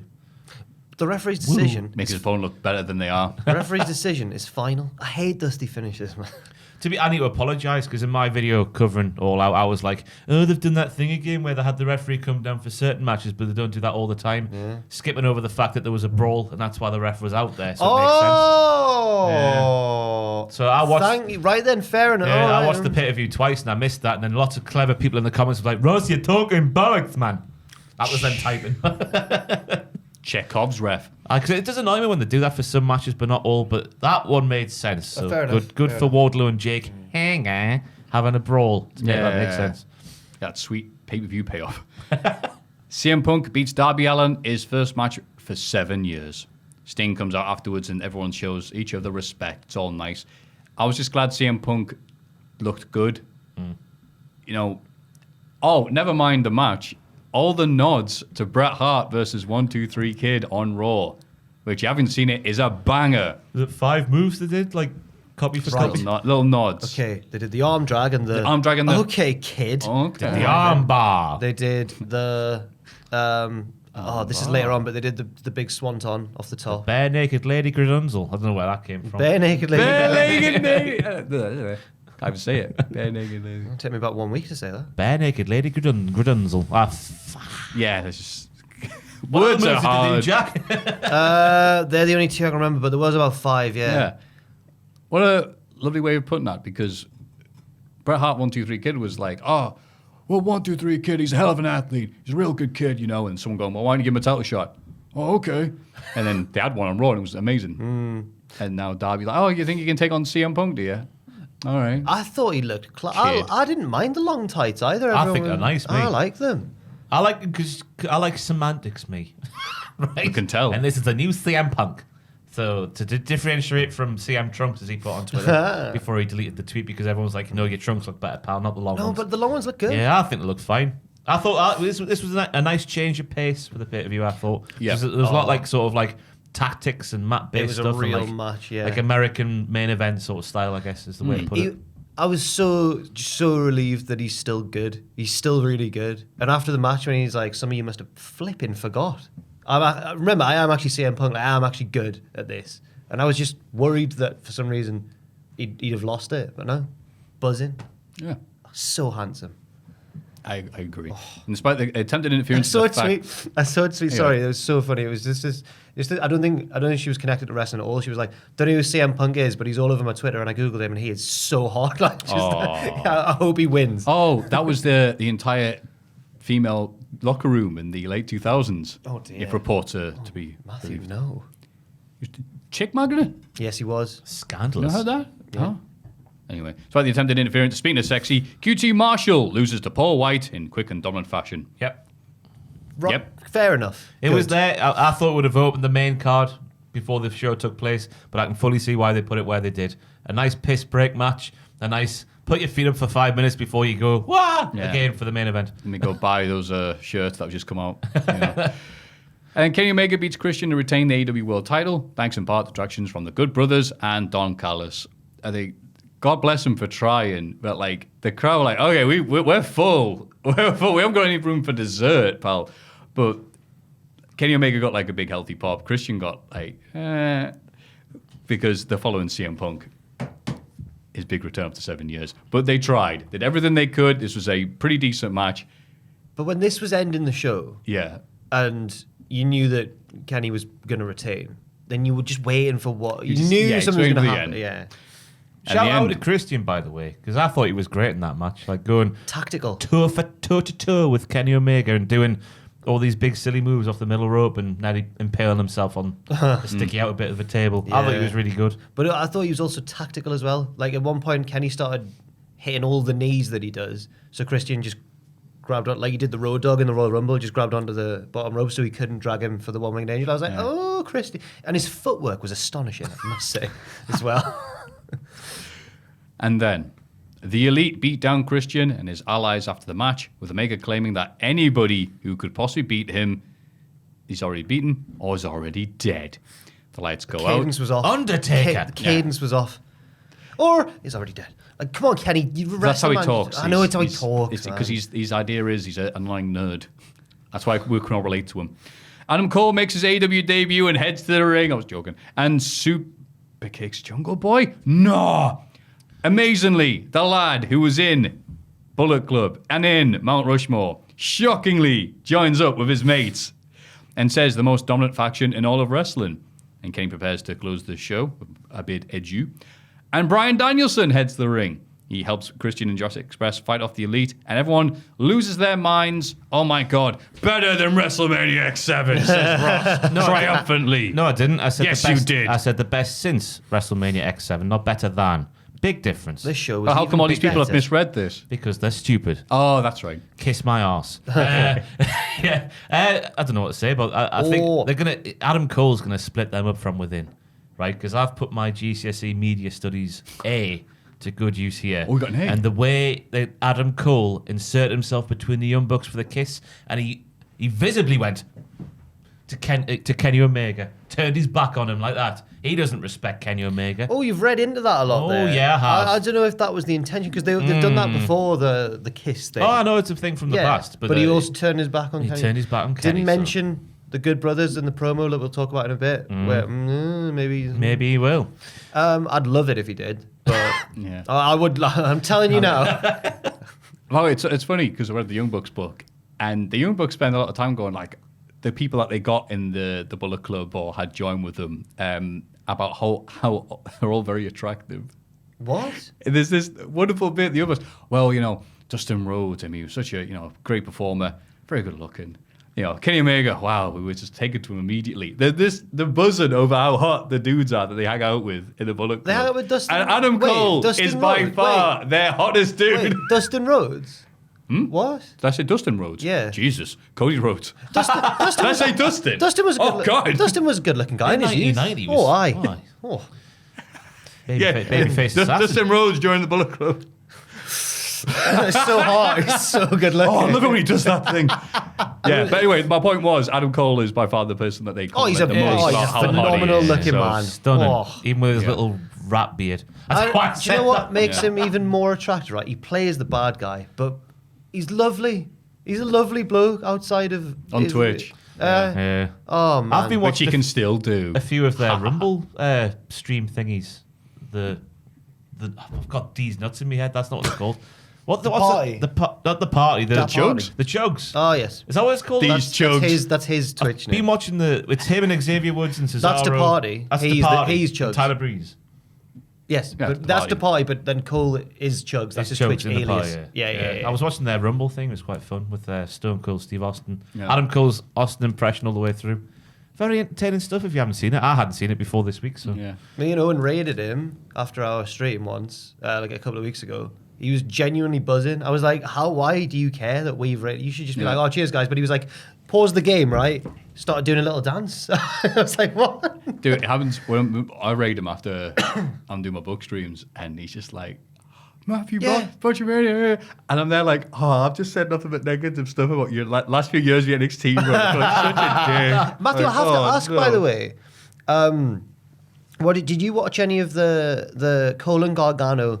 What were they doing? The merch. The answer's thing? already no. No. Oh, no, it that was was funny. really good. Yeah. Yeah. Oh no, yeah, the merch stuff. Yeah, Yeah, I saw the bits that of was that. class. But they That went, was so wow, funny. who do you think's in your war game? They're just messing about. Who's your war games? Your famous war games. Yeah. Who was that? Keith Lee. What? Cole's like That was it. You think they would have put them together because they were in the toy together? Oh, that makes sense now. He seems genuinely like shocked as well. They're so funny. Oh, When they're good. Gargano keeps hitting the ropes because he's the host, he's like, gonna bounce off the ropes, point to the camera. Cole's like, that was so cool. And he goes to do it himself. Gargano steps in the way, he's like, I'm the host, I can only do that. Cole's like, come on, Johnny, damn it. They just try to make each other laugh. It's really good. I love the way that you forgot about Daniel Bryanson debuting until he debuted. I nearly had a heart attack. Did you? Aye. We knew because, I mean, obviously you would have been busy reacting at the time, but in the war room, that when we were all making our notes for videos and stuff, it was action stations, right? And then Tom was like, before the show started, Tom was like, after I've done my live stream, Jack, if there's big news, then do you want to stay later and do a news video with me? And I was like, yeah, fine. I suppose I should. But by this point, it was like 4 a.m. and I'm just praying. I'm like, don't do a big debut. Don't do a big debut. Cole comes out, and then I just knew. I was like, I know. Once You were betting on AEW Once- to not have a big I know. debut. Oh, But, Jack. but my brain was, I was tired. Yeah. But once he kicked Jungle Boy, I was like, it's not going to have a sad ending, surely. Still a bold move from him, though, to put both big debuts out at the same time. The Butcher on the pre-show and Brian Danielson. Oh, God. and I the Suzuki. Butcher came back. I did. Doing the leg things. The leg thing. The lunges. His lunges. Lunge. The Hall of Fame. Are they Hall of Fame lunges? They were nominated. they were so- nominated. I nominated them once. Yeah. Well, that's gotta what you be- say, like Academy Award nominated What's that mean? actor. Well, it's a butcher, That's his isn't he? new thing. Yeah. I'll get your ear.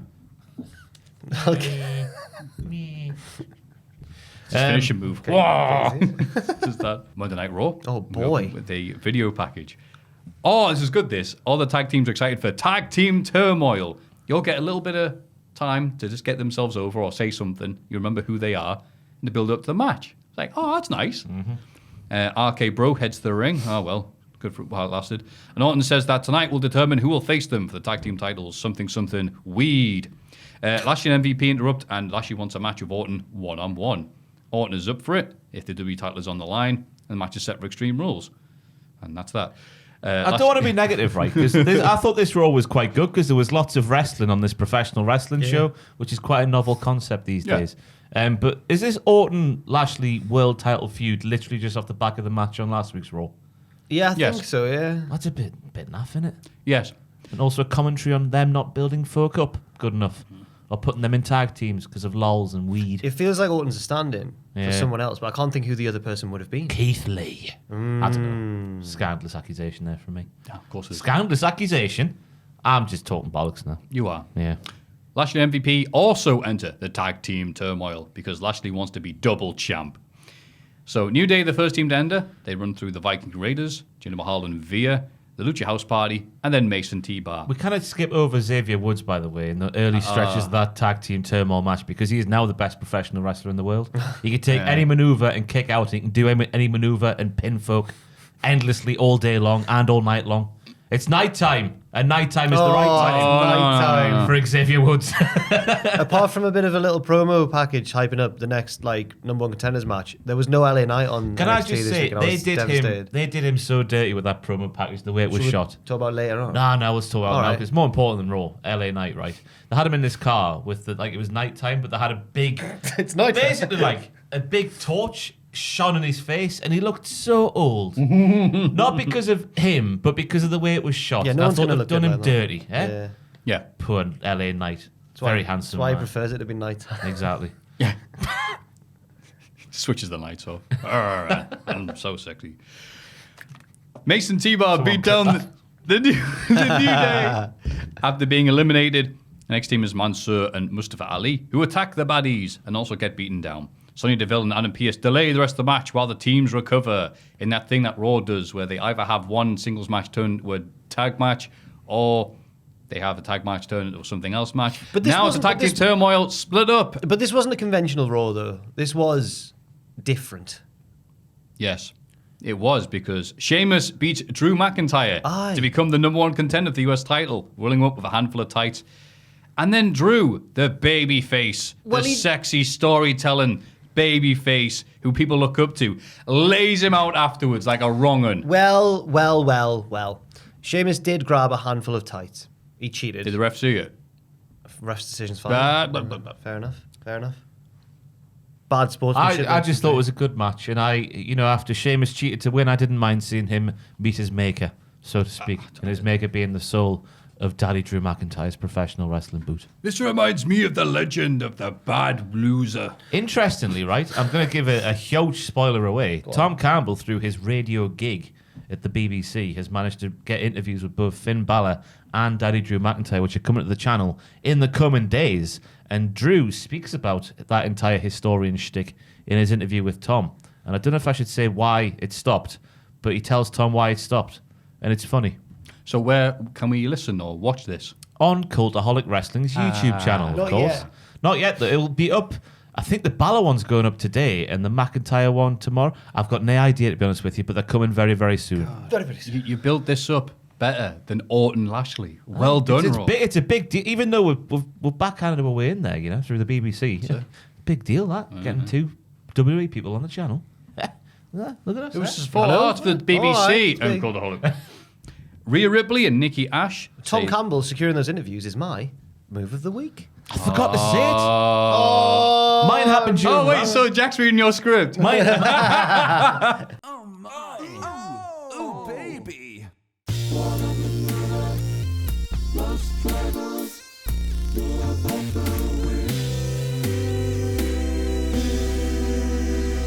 no, it was man offering Punk beer. Oh, man offering Punk beer. That was my move of the week for AEW. Oh, how we forget that? Oh, I've got it mate. highlighted in yellow and That everything. was I forgot to so say great. it. I mean, a crazy person, you with alcohol. Punk's reaction was great. Like, there's like, oh, we're on about pal. Hi, it's me, CM Punk. Rhea Ripley and Nikki Ash say that they may not have a lot in common, They've got nothing in common. It's so funny. so they're going to niche super brutality. Super If brutality. that's their tag name, I'm all right with them. They beat Natalia and Tamina in a non-title match. How many matches of Natalia? They're the worst champions in the world. The women's tag division sucks. Didn't he get rid of They it? broke like, up all the tag teams. So Yeah. Well, there's two. Is there two bona fide tag teams? There's Oh, man, I Shotzi can't and even remember now. Shotzi and Knox. Yeah. Natty and Tamina. Yeah. Right. But they argue. No, they don't. No, they don't. Shayna and Nia are gone now. as They far as argue I'm so concerned. they're much, man. officially gone. No, And but we then- don't know because they've done this so many times. They're that couple who always break up and get back together. That's it. That's isn't it, yeah. First official tag Mandy and teams. Dana aren't a thing anymore. No. God. Good. So Yeah. fantastic. Just get Cheers. rid of the titles. If you're not going to be invested in them, just get rid of them. That's what I'm saying. Send NXT. Backstage, John Morrison interviews Karrion Kross for Moist TV. Of course, it's called Moist TV. Kross wants to wipe Morrison from existence and does so in a match afterwards. He's such a weirdo, Karrion Kross. What makes you say that, Ross? Just the juxtaposition between suit wearing menace and I'm going to kill you and eviscerate you and be versus gladiator man. I'm going to. It doesn't work. The character needs to be defined better. I think. What is it? Who is he? Where does he come from? Eric Rowan. Where did he go? Eric Rowan was saying this week that when they were bringing the Bludgeon Brothers in for the first time, when they were changing their gimmick, he was saying that him and Brody Lee got offered a change of gear, and he was like, "This looks suspiciously similar to what we were offered back in the day." And he said, I think this was the quote, "We looked at each other and were like, no." So, yeah. Yeah, I'm glad that was declined. The match, though, I enjoyed Karrion Kross in that match because he just no nonsense, wasn't it? It was Peter Kay in that John Smith's TV advert. Oof. Have it. Have it. Yeah. Aye. It's going to take a while for Karrion Kross to remove the stench. Just take it off him, man, for goodness sake. Just let him wear his normal tights and just let him throw John Morrison over the top turnbuckle like he did every week. 'Cause that was fantastic. Nia Jax takes on Charlotte Flair again, this time for the Raw Women's title. And the big news was, there was no news. They had a nice... I know you... I forgot the words of the song. I'll get you. You know the sound of the summer. There was no blurred lines or work. They might fight for real. There was a little bit at the start because they started off doing like scrappy, like, "Hey, I'll just get you." Yeah, but it was just crap. It was crap. Yeah, Yeah, because that was not like last week, which still remains unresolved. What happened? Which I think will happen until we get the Nia Jax shoot interview. They were just having the last week one. They were just there was a lot of talking to each other in headlocks at first. So I reckon that like one of them had like forgotten and the other one was reminding them, and then Charlotte just got annoyed. We've ordered pizza and it's arrived. We're in the ring. Who was I speaking to the other day about takeaways and falling asleep? Was it you, Richard Tubman? I've got no idea. Having an in-depth conversation with people who order takeaways and then fall asleep, and then the takeaway gets left on a bin outside or something like that. Has that happened to you? No. It's happened to me once. Yeah. Oh, happened to Tubman. What did you order? Was that during this reckless night out we all had on Wednesday? Eh? We've not talked about that yet. 29 years of age, I'm going out on a Wednesday night. What? That's his gimmick. Don't know what I was thinking. Where did you go? Filthy McNasties. Oh. Went, I like a bit of filthies. Made a grave mistake in going to Cozy Joe's karaoke bar. On a Wednesday? There's a reckless member of staff out there saying, it's really good. Who was that? I think it was Joel. Joel, part of the Brew Crew. Or was it Ryan? One of the two. One of them. Little scamps. Little slugs. Saying it was good. Saying it was good, and it just wasn't. Like, it just... No, I like it, but on a Wednesday. It stunk of wee-wee. Yeah. The place stunk of wee-wee. War Lass used to work there. She said there was like the same sort of like there'll be a certain song will come on. She's like, I hate this song. I'm like, it's a classic. I used to work in Cozy Joe's. And it's always like probably had the same. She will. She said she heard the same song. But on her first shift, she also did karaoke. I was like, all right then, fair enough to get the staffer. I was awake till like past 3:30 on a Wednesday night, and I was up at 7 for work. 29 years of age. 29. Carrying on like a student. I got home. Yeah. I was really drunk. Like I got home and then I've got a roller blind in my living room, and I pulled it a bit too hard and I pulled it right off the wall. So that was great. I can't get that back up. I'm gonna have to call the blind. Happens after a few drinks. I'm gonna have to call the blind people later today. The one night out, and now your life's so fun. Then the roller blind, it fell on the radiator, set a light, and then took the curtains out. It's just Final Destination at Ross's house. Still felt hungover this morning. That's why I haven't shaved. Just sort of sat there. We're filming this on a Friday, by the way. Don't find that out. It's all falling apart. Never going out on a school night again. That was reckless. Wow. I don't know what happened. It's always the pay-per-view week takes it out of you, like just like messing you up and whatnot. But I felt like I needed a few beers, and it went out of hand. I was ordering rum. I don't drink rum, but there's a nice like raspberry rum. Oh. But I've decided to Dead mix Fingers or something. Yeah, Dead Man's Fingers. Oh, Dead Man's Fingers. Raspberry. There's Cadbury's Fingers. Mixing doubles with like lemonade and that, and I was like, it doesn't quite work this. Wow. Aye. On a Wednesday. Drinking whiskey. It cost me £7. My hamstring nearly pulled at the bar. Saw the card machine flash up £6.90 for a double Jack Daniels and Coke. Ooh wee! Yeah. Disgusting. I'm very impressed. There was live music on. It was like George Ezra, but northern. Yeah. That's right. Filthy is good for that. Oh, what did you do on Wednesday? He went out in shorts, right? No, you were there with him? We were going to go to Pop Listen, World, right? listen. Oh, you would have. Well, okay. Go on. No. Well, didn't get in because I wasn't sure. Yeah. I was like, Right? I said this. I was like, lads, I'm not going to. I won't get in. I'm not going to come. Turned up. You're wearing shorts. I know. You can't come in. Told you. But then went next door to Filthy McNasty's, and I was like, is there any chance, Bouncer Man, if I get in with these shorts on? And he was like, well, since you're wearing shorts, it would be a no. And he felt them. He felt me shorts. He was like, but since they're a nice material, it's a yes from me. Oh, what a job's worth. That moment of power of like, yeah, no, exactly. and it turned into a yes. Yeah, Alexa Bliss is next. I don't know where that came from. I'm in tatters, mate. It is weird. Why aren't you allowed to wear shorts at these places when it's boiling hot? Mine were from H&M. In the classy big market. Exactly. Like, who they kidding? The status Mutton of the dressed as fucking lamb. pop world, right? And YouTube's Jack the Jobber comes around with a pair of Adidas, right? Did you not do do you know who I am? No, of course I didn't. Imagine if I'd done that. It was Adidas shorts. Like, it wasn't like Patrick or Fila, right? None of these basic brands. I'd like It to was clarify. Adidas. I did call it earlier on. I wasn't thinking I'd get in shorts, right? But then I was swayed because the argument against was, Jack, it's Pop World. And I was like, you're right. Right. And apparently, that's not good enough for Pop World. Yeah, who they Pop kidding? World. Anyway, sorry. It was rammed as well. I couldn't believe it. Oh, that's it. They like should be Pop picky World then was. if it's busy, Aye. right? Whatever. Shane ends up costing Nia the match, arguing with her from the apron. Why did you do that? Because She's jealous. She's a jealous lover. Oh, you tag team with Charlotte a few weeks ago, did you? I'll not let that one So go. what, man? They don't even like teaming with each other?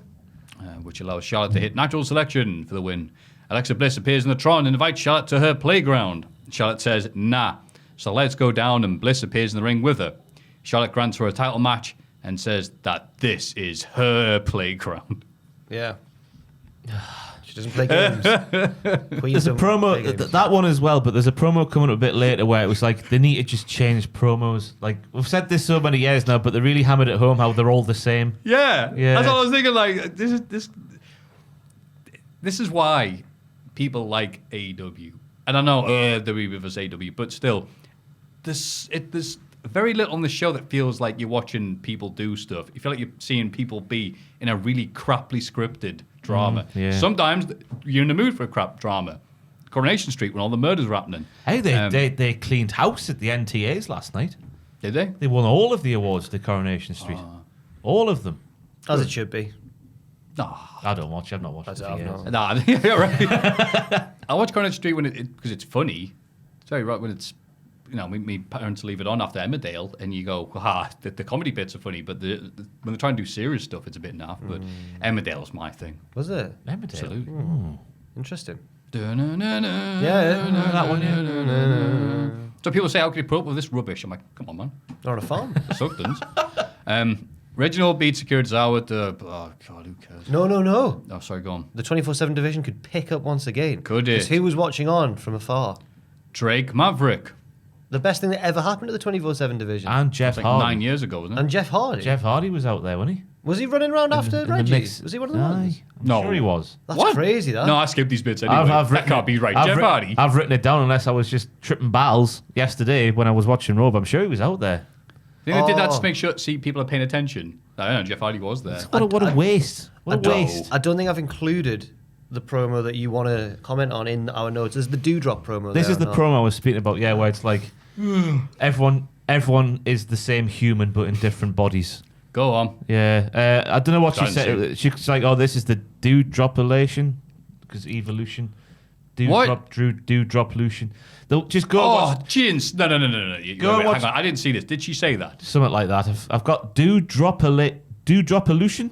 This is the Dewdrop illusion because Eva Marie's got the evolution. Yeah. So she's got the Dewdrop But illusion. that doesn't even work. But I was like, No, it doesn't. the way that Dewdrop was speaking, like she obviously memorized everything they wanted her to say very well indeed, because it was literally like, take that Charlotte Flair promo from earlier, take any other promo where it's like, you might be this, but actually this is this. It's the same flipping structure every time. There was a time a few years ago where I remember like every babyface, when they cut off a heel, would come out and go, "You just go on and on and on." Was it like one person's thing, or was it? No, they were copying it. There's a bunch of people. Cesaro But, like, did it. Drew's done that. With, Drew like, did they it. always have the bad guy come out. Neville and be like, did it as well. Hey, how you doing? I'm really happy to be here. It's like a shout to me, mum. All you do is this. Like, oh yeah, we're really happy to see the good guy because the bad guy's so boring. But it's like, oh, you might think you are this, but actually, I am this. Yeah. Oh, get out, man, will you? Yeah. Yeah. When you're watching a 3-hour show and everyone is saying the same thing, basically, it does wear you down a bit. You might think you, Reginald, are the master of the 24/7 title, but I am Drake Maverick. And this is my era. Yeah, I am 48, 40, or whatever. The tag team turmoil match continues. New Day beat Mansoor and Ali, but are finally eliminated by Styles and Omos. The last team are Lashley and MVP, and both remaining teams scrap with Orton and Riddle by the announce table. Lashley and MVP win to earn a tag title shot, but almost choke bombs Lashley afterwards. Yeah, do you know what I call it? Is that what it is? Choke bomb. Yeah, I'd say so. He landed on the lower part of his back, and I was like, "Oh, Bob." Oh, that's your weakness when you get in your 30s. Chisel up the taint again to sort that one out. Yeah, got those suction cups. Aye. Yeah. You seen that video where he gets to chisel up the taint? Oh no, what are you talking about? He gets the body, I forget what the official term is, but the body cracking, adjusting stuff. Chiropractor. Is it chiropractor or is it something else? Not sure. But, the guy gets a chisel. And An actual chisel? A 2-hand chisel sort of job sort of thing. Right. And he puts it on his taint and just hammers. And that, I don't know if that was lower back or pelvis or whatever, but it's a thing that happened and it's a thing that's burned into my brain. Wow. That's like a Desperate Dan thing. Like, well, I'm so man, I have to whack myself with a chisel. Because I used to bike to work and, like, you know, later parts of the week, you are feeling your taint having just ridden a bike. Yeah. So what it must be like to have a big muscular man hammer a metal chisel. It's making me feel a bit funny. What? I think we're all feeling that. I don't know why this isn't setting up a tag title match at Extreme Rules. Because in the world title? Because Orton's doing the... But it seems more of a tag title thing. Yeah, it does, yeah. But it's the world title. Then Orton hit him with an RKO, It's very rushed, by the way. whatever it is. Orton hits RKO and Ashley to blah, blah, blah. And he goes, you might think that you're the leader of Raw, but I lead Raw. Yeah. I lead Raw all the way. I'm the Orton Mighty. That's what they do. That's the sort of thing. You might think you're MVP, but I'm MV Weed. That might actually happen on Raw next week. That's not even funny. NXT. Katie Ray beats Ember Moon to start the show. Later in the night, Ember says she's sick of losing and knows what she has to do. What does that mean? Go to AEW. Kelly Ray, because she's being put into the title picture, so makes sense. We need to get to know her. We need to get to know her a bit better. Yeah. Because obviously if... No, it's all changing next week anyway. So. I guess. Oh, God, that was the last NXT without the paint. Oh, this is the 5th or 6th taping they did? Was it? Yeah. It goes That's back why on. LA Knight and some other people were only in little videos. It's nighttime. And the crowd were like... Nighttime is the right time. But I want to get to know Kaylee Ray a bit more. Because I'm just watching through the lens of like someone who wasn't aware of her beforehand. Oh yeah, they've done a... Are they expecting you to watch NXT UK? Yeah. My God. Because we're watching it, and we're all familiar with Kaylee Ray, big like stalwart of the UK independent scene. But for people watching who've never, the Scottish She's literally just rocked up and yeah. she's got a couple of wins, not really shown what she's all about yet, which is a bit weird. Because we're 2 or 3 weeks in now. She needs to give a promo. I'm Killy. I don't care. I can't wait to go to Raw and get a name change. Have my career ruined. I'm gonna beat you. Might be Dewdrop, but I'm gonna beat up you. Drop. They're gonna. There you. Look how easy this is. Wow. Candice LeRae host. I'm just reading all the results, trying to think I can do the. I ran all this together. Yeah, I think of all course the you Bachelor did. Party Candice stuff. LeRae. Of course you did. Yeah, of course you did. Yeah, she's very good. Oh, I thought you Hosts meant because you're in- lazy. Yeah, of course you did. What's that expression? if you want something done the right way, Do it yourself. Something professional. If you want it done as easily as possible, send a lazy man to do it. Oh, right, got Or you. something. Yeah. Anyway, Candice LeRae host Indy Hartwell's bachelorette party, but they sneak off to spy on the boys. Gargano wonders who's going to pay for the wedding. It's revealed to be Cameron Grimes, who has made amends with Loomis. Lovely. That's nice. The lads do various fun activities like go-karting, axe throwing, and laser tag. With Loomis, chloroform. yes. Loomis and Gargano make friends. Surely nothing will go wrong at the wedding. No? It can't do, man. I'd find it really funny if nothing went wrong at the wedding. That would be the twist. be Yeah, so nothing good. goes wrong at the wedding. Yeah. It was nice to see Johnny and Dexter finally sort of, he squashed his nut. Yes. Was You did. that the phrase they used on the Yes. show? Yeah. So that was nice to see. Yeah. I really laughed out loud at the bit. There was one shot of them all walking across the road into the go-karting place. That shot was really funny for some reason. It was in slow motion, and then Johnny just looks to his side. He's like, "What's going on?" Because the zombie ref's just next to him. It's just really got me. Canadian? He was Canadian, yeah. It turns out, yeah. See, you can tell that's the wrestlers themselves having some input there, surely. Because all the Gargano stuff when they're at home and stuff is very much that vibe. So I'm assuming here, I'm just speculating that Candice and Johnny had a big hand to play in that, and it's good. Well, it'll be all over next. Exactly. Just let all the wrestlers, well, not all the wrestlers, as he said earlier, let the creative ones have some Next creative week, input. it'll be the wedding next week, and they'll have all been replaced with similar looking but taller, more muscular, younger people. Santos Escobar takes on Carmelo Hayes. Wild and Phoenix distract the ref while Elektra Lopez power slams Hayes on the outside, helping Escobar get the win. Okay. Well done on winning that tournament, Carmelo. Yeah, that was weird. Yeah. But He's not. smooth, isn't he? He shouldn't be beating Santos though. But just beat him, have him. Yeah, go the match beat someone shouldn't have else. happened. Wrestle anybody else in the world Yeah. apart Yeah, from fair. Santos. But he's very smooth. I've never seen a sell quite like I've got written down here. The Hurricane Rana off the top rope. The way that Carmelo lands there, made me feel very satisfied. Oh no. If he's good at bumping, that's the worst label you want then, isn't it? You should bump for all of the guys. Michael Bivens. I'm really hungry. Malcolm Bivens recruits the Creed brothers in the Diamond Mine. They win a squash match over Chucky, Viola, and Paxton Astal. Yeah. The Creed brothers. Now, initially- I like that. Go on, sorry. Initially, I was thinking you're replacing the illustrious, the legendary Dick Golden Balls with Brutus and Julius Creed. And when you look, because they did a promo before the match itself, and you're thinking they just look bland, don't they? They look a bit boring. But then the match starts, and I've forgotten all about Dick Golden Yep. Balls now, because the way they threw those men around, it was fantastic with the blend of the amateur wrestling. Yeah. That finisher he did with the roll through. Yeah, with yeah, it. Whoa! Furnace and LaFon in the Dick house. who? Right? Dick who? We're all about the creeds now. It's all about the big balls. Are you a more Brutus or a more Julius man? Oh, I but think I'm Julius, me. Team Julius for the win. Well, Ross, you've said Julius and Brutus. Just going to expose. Wait a minute. Have I only just gonna bloody ex- realised just gonna- Brutus and Julius are the names? Yeah, why? Gee, I wonder what's going to happen. Who's going to turn on who? Oh. I hope he does that as well. Yeah. I'm just going to expose Ross here. He says he's a Julius man, but in his notes, Brutus is intense. That slam over the top rope to the floor was great. So you're not. Finisher was great. You're a Julius. That was a man. good debut. It's all about the amateur wrestling, baby. But I think you've written little jokes to yourself when you read it. I was saying this to Tom, and Tom, obviously being a very experienced man and a very level head and a very positive guy as well, was saying, because I was just saying I was bored watching this week's NXT, but he was Yeah. like, they're not going to do big stuff when they're going to like do a big re-debut next week on the roster. Just turn their wheels until things pick up again. Aye. Sorry for you. So yeah, I do get a bit bored watching NXT these days though. So I try to pop myself with it's amateur wrestling, baby. Well, they're at the point where they've... No, you're right. I agree, baby. But they've just restarted. They've had the pay-per-view where take out where stuff's happened. Cross is out, Cole's out. They're doing other things with other people. They're seeing who's staying and who's going. The rumours and speculation running wild that other people will be losing. And if that happens after this podcast, again, we apologise for the bad news.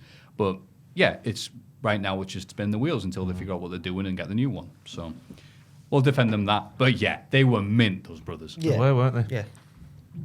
Io Shirai's Mentioned as well, Dick Golden Balls is making his return to professional wrestling. Oh, is he? I'm sure it's for Ring of Honor. I might have to ask young Jamie to have a quick Google in the background. Can you Google the name Taylor Rust? Oh, He had the who's chance. he? He had the chance to use the name we've given him, Dick Goldenballs, but he went. He's Oh, gone there with, he is, he's looking gone good. With, he's gone with Taylor Rust, and I'm sure it's for Ring of Honor. He's having his comeback match against Tyler Rust, Fall. Sorry, no, he's going. It was That's him. He was Tyler Rust in NXT, but now he's Taylor Rust, and that got announced. There you go. I was Oh, Taylor. it was just there. Oh, Jake Atlas is coming Yeah. There back. you go. as well. That's the one. Jake Atlas. That's who they're wrestling. Ah. There he is. It looks like a very old picture of Dick Goldenballs, doesn't it? Yeah. Look at those mutton chops That's yeah. What? and his furry shoulders. But he had the chance to have Dick Goldenballs, but he's gone with Taylor Rust. He should never have the name. Isn't Rust. what Ring of Honor to trademark that? Oh, He won't be able to use Dick Golden Balls in the Indies if he does it with Ring of Honor. Do Ring of Honor trademark stuff? I think no one's watching them, so. Huh. Io Shirai and Zoe Stark successfully defend the women's tag titles against Caden Carter and Casey Catanzaro. Oh, look, a division. After match, Mandy Rhodes comes to the ring with Jason Mandy Jane Rhodes. and Gigi Dolan. Wrestling The American Dream. has only one. Yes, Mandy Rhodes. She's just a common woman. To beat up the challengers, yeah? Yeah. I don't fully understand this Io Shirai and Zoe Stark tag team. I don't get the They point don't of get it. on. No. Well, of course they don't. But there's loads of times that don't get on. It's crazy. No one likes don't it, do get they? The along. crowd just don't care. It's like No, they really want to push Zoe Starks, don't they? Stark, sorry. But this might not be this. In the words of Pete Dunne, I don't know if this is the way, lads. That's what Pete Dunne said. I don't know, if, guys. I don't know if this is the way. Yeah, he did say that, didn't he? Um, Not the way. Not the way. it was a good match. Like all the moves and whatnot were very good, but it's just that pairing of the champions just was something off for me. Jeff. Thank you. Mei Ying beats Virginia Ferry in seconds. It's a nice name, Virginia Ferry. Virginia Ferry. Actual ferry. Related to Brian. Where's this going? And the Shields Ferry. I don't know. Mei Ying Well, the Shields Why Ferry is doesn't kind of enough she? Shields. Why doesn't she have a title shot? will take over the world. She's really strong and Yeah. scary. She should be winning everything. I love that look of her in that ring, just wrestling. It's like Create a Wrestler sort of vibe, innit? Like when you were like 12 years old and having all kinds of fun. No, I don't remember that far back. Why doesn't she enter the Rumble and beat everyone?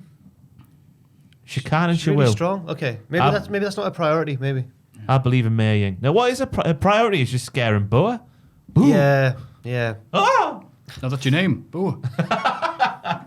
MSK successfully defend their titles against Logan and Birch. After the match, Logan and Birch are beaten up by Pete Dunne and Ridge Holland. What? Breaking up the stable? Wait, I thought you all guys were all getting together for the Wargate. Wait, not, what? Not the way. Oh, not the way indeed. Not the way, Pete. Oh, all right. Why? Very confusing considering they are professional wrestling heels. Wait, hang on. Wait, we've got Pete Dunne's promo. We don't owe any of you an explanation. Oh, there we go. Fair enough, Pete. Cheers. Like very Bo Selector Ozzy Osbourne there. Sharon. Aye. Sharon! Well, Well, I think. he by gum. Well, I think they're running off to be lovers together. Oh, Because when Ridge Holland won on the pre-show of Takeover, Pete Dunne was like, "He's a real man, so loves him." unlike yous. Yeah. You're crap. He is a big, thick lad, isn't he? Oh, aye. Rich Holland. Big Yorkshire slab Pete of Dunne knows. Big Pete Dunne Yorkshire. knows, Pete yeah. Dunne's like, me and you together, Logan and Birch. Rich Holland shows up. Oh, well, You want man. you want D Birch on your side though, surely being the cockney scrapper that he is. Yeah. Do you remember? Have a tear up down safe, yeah. diamond geezer. Do you remember when they did their fire up thing when they went through their little run of being like faces, and it was on like the front of Squared Circle because it was so funny. It was some like pre-show match or something. It wasn't like an important match, and Birch summons Oni for his comeback by going Oni, and then behind the apron, like on the far side of the ring, you just see Oni rise up and go like ah. No, I don't remember that. So good because Birch is in the ring and goes Oni, and then Oni rises from behind the apron. It was really, really good. Wow. Yeah. Sounds an all-star. He doesn't say slag enough though, does he? No. Danny Birch. Only you slave. That's it. Oh, slag. Then he rises up. Ah, that's me. He did say some. What cockney phrase did he work into his promo this week when Yo, wanker. Mackenzie asked him the question and he said something? I can't remember what it was. Oh, you. Did he say bollocks actually? Popping goblin? I don't know. I'm He making did. He things went up. bollocks. I'm going to push you down the apples and stairs, mate. Apples and stairs. Not quite Maffew. I'll what they say. jab you in the bracket, mate. Come You're on. brown bread. Oh, chase you down the frog. Come on. We're in Camden Way. I don't know. Oh, man. AEW Dynamite. Oh, yeah, go on. I don't know. Malachi Black. Malachi Black beats Dustin Rhodes with the help of an exposed turnbuckle. Yes, he did. Dustin Rhodes is fantastic. Oh, yes. 33 years, I think they said on commentary, he's been doing wrestling for. And he's still going tour to tour with Malachi Black. He's the natural. He is. But I laughed at his scratch. Did like a back rake on Malachi Yeah. when he's wearing these gardener's gloves. Just being devastated. Maybe it was cold. And he went, oh. Ooh. He got really, really cold hand. But Had bad the, circulation. The rubber texture on, so like just rubbing on skin. Ooh. Oh. Lovely. CM Punk comes out to talk about his next opponent. He drops a few names and asks the crowd, but Taz interrupts. Hey, don't you name any of Team Taz? And Punk's like, I didn't. No one. Yeah, but you have in those other promos and interviews I've heard you The say. delivery was like, literally no one has mentioned Team Taz. So great. And he goes, all right then, give us Ricky Starks. And the crowd cheers. Yeah. Because Ricky Starks is mint. And Then he said, right, I'll explain. And then I'll he explain. stole Taz's catchphrase. No, not yet. before that. He goes, bring me Ricky Starks, and the crowd go, hey. And then he goes, bring me Hook, and the crowd go, yeah. Oh, that didn't say that. And then he goes, and then the big ending of the promo, and then he goes, bring me Powerhouse Hobbs, and the crowd go back down a level and go, yeah, that'll be cool as well. Yeah. But Hook's the one they wanted. So they were like, yes. He's doing the Vince McMahon on the last episode of Nitro. Yeah. Jeff Jarrett, Buff Bag, Hook. Can you imagine if Hook's debut is CM Punk? And he beats him. beats him. Yeah. Chokes him out. Yes. Come on. Shabba. Because he's like, you don't know what I've done, CM Punk. I haven't wrestled in front of anybody yet. He's done I'll be suplexes. honest. That's all we know about That's Hook it, so yeah. far. He's done some nice suplexes. And he's done. It's going to be like when Yoda finally fights in Attack of the Clones. Oh. He's flying all over the place. Yeah. Have you seen the video? Ethan Page and a bunch of the AEW guys at that level, they go to like this toy shop. Yes, I did It's like see Forbidden this. Planet or Traveling Man, where there's like loads of nerd stuff, like Lord of the Rings and Matrix and whatever. And like, oh, there's so many cool toys and It's stuff. like if you took Hook, Ross. are you excited? And Hook's just like, my favourite wrestler. yeah. I was going to say, it finally- would be like, if, yeah, finally. like, hey, Ross, let's go and see all the new One Piece merch at Do you Forbidden reckon Planet. he likes sports? It's soon to be the way, God. yes. There's a bit where Hey, I got the Ghostbusters Tower. I got a new JoJo's Bizarre Adventure statue. What did you get, Hook? I didn't buy anything. Yeah, Oh, such a in good the car video. at the end, or when they're on the way back to the car, they're like, I got all this and this. What did you get, Hook? I'm sure he's like on his phone. What? know. We're still filming this crap. Oh, it's so good. At least there's one. Taz must be so proud. So he's now, it's gone full swig. All the wrestlers are nerds now. It's like, oh, I don't have to hide it anymore. Fantastic. And Hook's like, oh, God, I wish this was 98. Oh, no, it's in a bit. But you know how you say there's too many nerds in wrestling? Well, Adam Cole's fighting the good fight for you because he called Tony I on know. like 3 times. Over and over again. Get out the ring, nerd. You nerd! So Hurry it's my up! wife. He said, "Hurry up!" And Tony Schiavone taking inspiration from Owen when me and Ross want to go to the gym. It's so slow. Oh. I'm sorry, I've just shot there. Oh. Me and You guys are full of energy about this. No, I haven't been for like 2 weeks, but I was off last week. Crew. No, it's just annoying. Yeah, we're waiting in the. So, Honestly- by the way, if you say a time, they go, all right, and you're ready, I and deliberately they tell don't him give early. you the warning, Nope, oh, we- I'm going to be a bit late, and No, you're there like, it wasn't It's even. impossible for us to know when the Brew Crew voyage happens to the kitchen because I was trying to message both Andrew and Richard the other day to try and get this punishment video shot, and I just didn't get a response for ages. I just thought they were all dead. So I had to come. I had to walk downstairs He went to round. come and check where they were, and they were all in the kitchen. All of them, apart from Sam. Disgusting. You Disgusting. can tell that I've heard this already. shocking. The point about Owen being slow to come to the gym with us wasn't that. Fair enough if he was finishing off work or whatever, but I gave him plenty of notice. I was like, "We're gonna head off soon in Ross's car, right?" And Owen went, "All right, mate, I'll get ready then." I can't do it. I'll get ready Has he then. stopped this before? He said, "I'll run to the toilet and watch. Wait, I'll run to the toilet." Sloth. Oh. Like at that Metaphorically speed, man. run. Do you know who Right. else is slow walking, slow moving?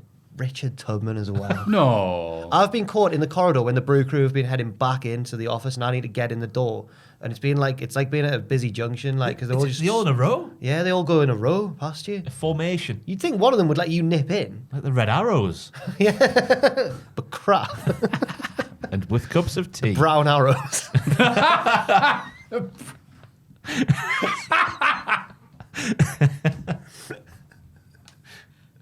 That one's simmer. That's a thing upstairs, by the way. There's Brown arrows. No, some Aye. lad called Liam upstairs. He likes to say, What's a triple jump? would anyone like a cup of brown? Cup of brown, which never makes of me brown? Which Cup of- never makes me want a hot drink. No. I don't Yeah, want a cup of that's- brown. Why would you say that about coffee? Just say, would you like a nice succulent cup of coffee? Would you like a cup of brown? I think that what we're learning here today is me and Jack hate everyone. Yeah, this is all I'm getting. When I come, like, hey, how you doing? Nice time. Oh, Don't get me Andrew, started on time. Jack. Hey, triple Me and jump, Jack- video games. Me and Jack will you walk guys up hate there everybody. after the podcast is over. Just be the Brew Crew just lynched with. Don't, We're down like an don't elite get me beat down. started on Tom Campbell's xylophone. Why does he always have a prop? That shark. Now this xylophone. This isn't bloody Tiswas. This is Cultaholic Wrestling. was. Oh, you and your ancient references. Where did we get up to on this? Powerhouse Hobbs. Oh, yeah. The third Oh, my favourite. God. Beats Dante Martin in my highlight of Dynamite. Oh, it was a good match. God, just the tope through the ropes, catches him with his feet still on the ropes, which I have not seen before. Yeah. I've seen a lot of wrestling because I'm a sad bastard. And she's like, all right, slam. And he's scowls. Yeah. He's got a lovely scowl, hasn't he? Oh, does. Aye, what a scoundrel. The finish was fantastic as well. The way he just Oh, running yeah. spine buster. But they called it a powerbomb. It was more like a spine buster. wasn't it? Yeah. So you can do threes. Yeah. But yeah, sweet. MJF arrives with Wardlow. Oh, God. Oh, God. my word. Oh, my God. There was He's not a there was happy chappy after losing to Jericho. There were some lines in this promo, man. He Done a gets few heat. backs- No. And I'll just it's being worded nice here. He gets heat from the Cincinnati crowd. Insults the family of hometown boy Brian Pillman. I kept Jr. this vague because I didn't know how much we were going to repeat. This is a nice PG-friendly, family-friendly podcast, so we're not going to do them. But have you seen the Dudley Boys at Heatwave 99? Yeah. Not all of it is on the network for various reasons. Pillman arrives and MJF insults him some more. So Pillman attacks him. Wardlow is noticeably slow to make the save after MJF points berated out, why are you here?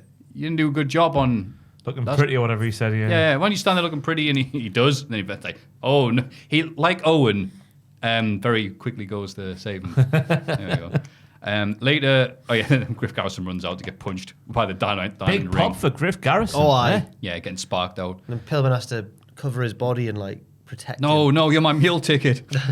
Later, backstage, He's Brian Pillman Jr. he's Griff Garrison. Ah, he's true, yeah. So the thing about the Rolling Stones drummer who passed away. Oh, my drummer. We haven't heard this story, by the way. They're not going to reply, though. The famous... Did you ask? I heard- Did you just No, ask the tell audience? Do you want to hear the story? No, shut up. Oh. It's story time with Maffew Gregg, baby. That's right. Drummer for Rolling Stones who passed away.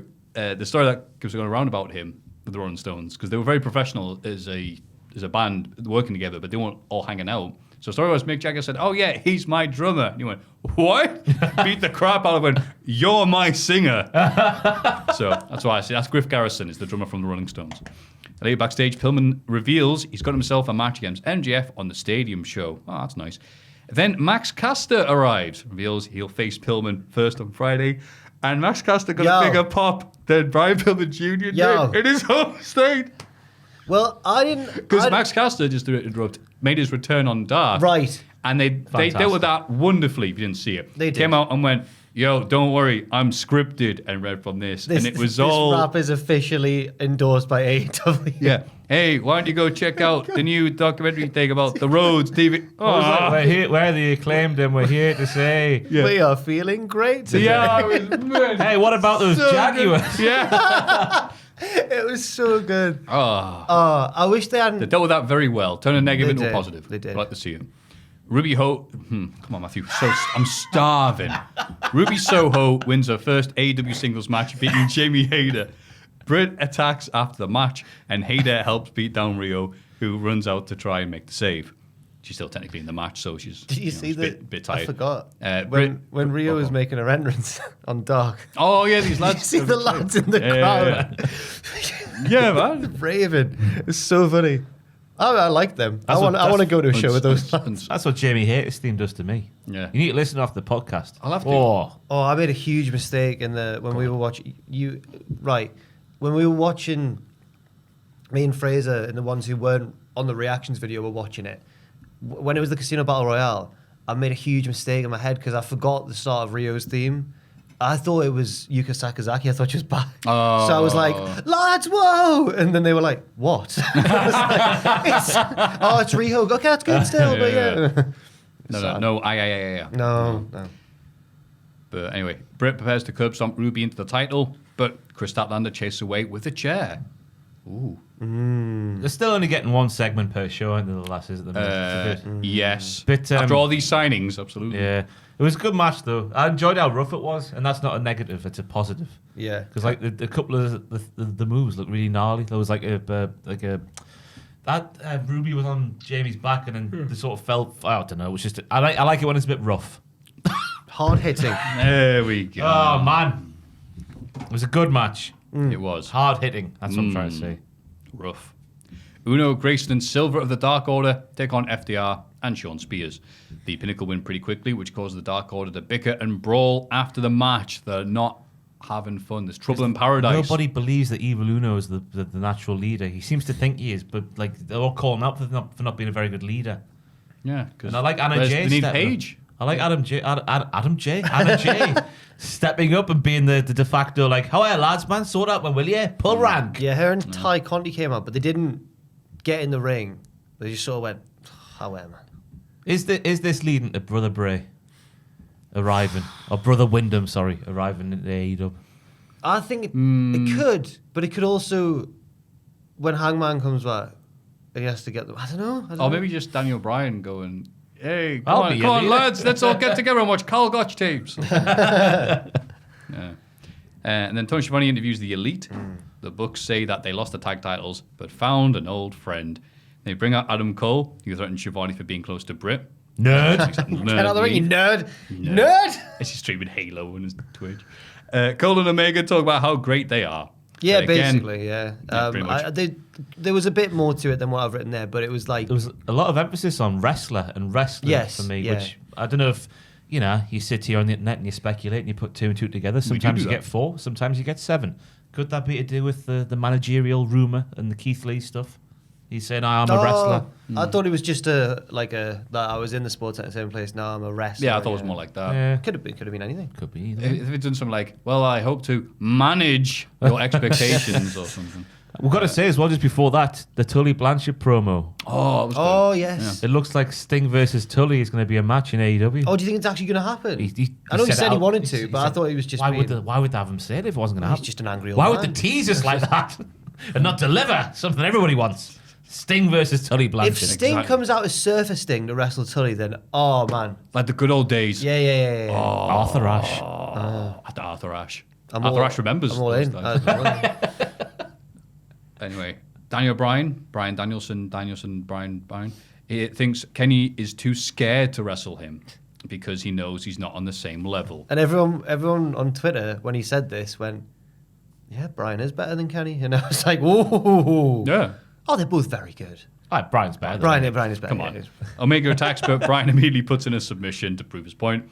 The Elite try to beat Danielson down, but they're fought off by Christian, Jurassic Express, and of course, the Elite Hunter. The Elite Frankie Hunter! He's there! Late every week. No, he was on time. Every he week. was there. He was only there because the rest of them were there as well. Yeah. One time I hope we get that blank filled in. Like what he's always doing backstage means he can't get there until the very end. Well, Getting lapped. we're going to see, unfortunately for Adam Cole, I'm afraid that his push is going to end before it begins because his debut is going to be against the Elite Hunter, Oh, Frankie no. Kazarian.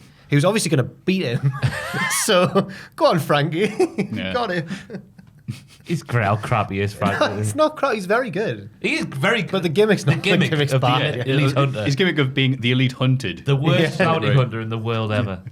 Just knock us out with basketball. Battering.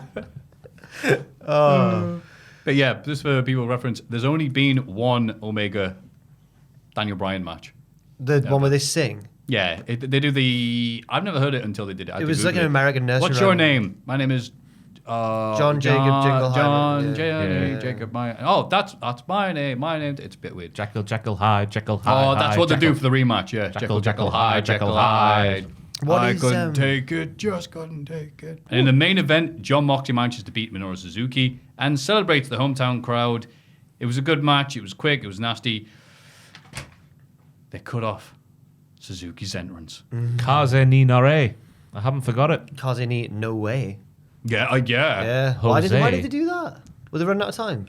Presumably, Probably, but then yeah. it was like 5 minutes of Moxie posing with people afterwards, like Hogan in '93. So, but yeah, it was Moxie in his home area. People loved him. Hot crowd. Minoru Suzuki main eventing. AEW Dynamite. How did he get split open? I missed that bit. And he just punched him. Punched him, fair enough. It's like, wait, Suzuki, I better hit him. Yeah. A's so scary. Like when, because he's got this reputation, because he was like a proper MMA pioneer, wasn't he? Like with pancreas and everything.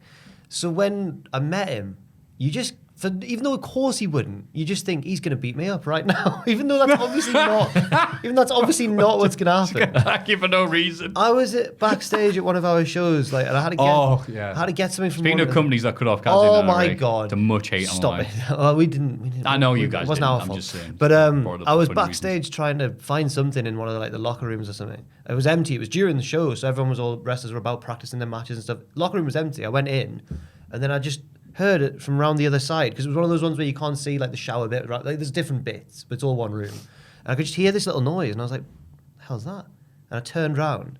And Suzuki was asleep with a towel over his head, and I was like, it was like it turned around and a tiger was in the room. I was like, oh no, like what, if I wake him up, he's gonna beat me up. He didn't. He's all right. Aw. I also saw his winky. Later on, when he was just getting changed. I didn't look, it was accidental, man. Saw it though. Do you want to describe what it was like? Can't really remember actually. I looked away as soon as I realised that I'd seen it. That's the hot scoop. You've seen his cock. I've seen Suzuki's cock. Yeah. It's pretty claim to fame, that. It's pretty good. I love this podcast so much. I was telling you guys. Let's have a rummage in our mail bags. Let's have a little look in the mailbag. G'day, you bastards.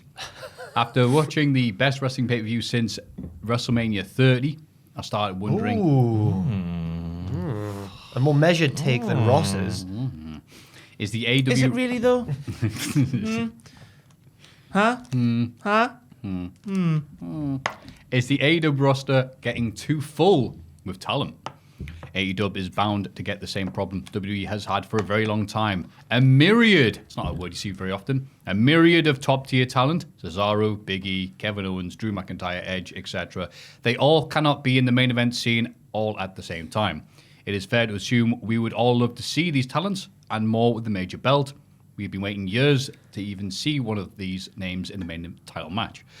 So my question is, how much more do you think AEW can allow themselves to hire more wrestlers? Could we see the first bunch of releases by next year? Kind regards, Matthias from Spain. Ah, thank you. Thank you, pal. You say good day in Spain? Oh, Mateus.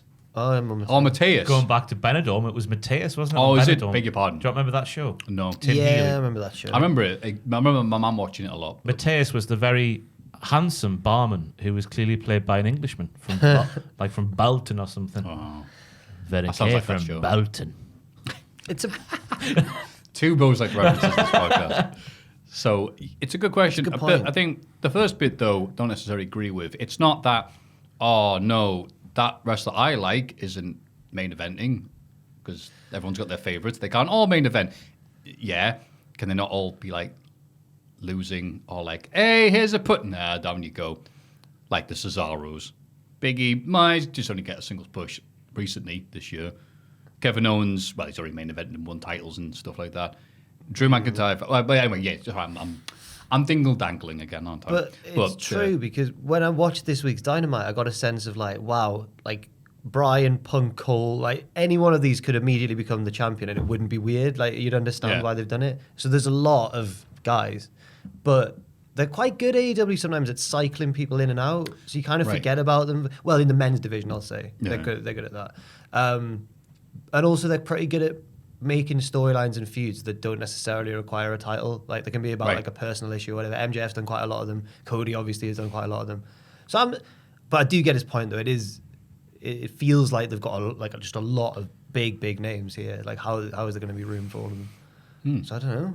But they are using it to fill up, well, not necessarily Dark and Elevation that much, but Dynamite, the 3 hours, Rampage. Yeah. Maybe expanding even more. Yeah, true. It's an interesting concept, just the runs of people. No, it's an interesting concept, that. The runs. Runs of wrestlers these days, because it's very different how it used to be back in the day. Because I always remember reading about, like, obviously people like Mr. Perfect accomplished so much and are so synonymous with, like, WF back then. But, like, entirety of his run was like 4 years or something like that. Whereas now you're looking at people in WWE who've been on the main roster. Roman Reigns has been up there nearly 10 years now. Yeah. And it's like it's just weird how the business has changed in that sort of way. And you think back to you're like Austin versus Vince, that went on for like 15 years, but it was all 2 between. years. Yeah. It's 3 crazy. years.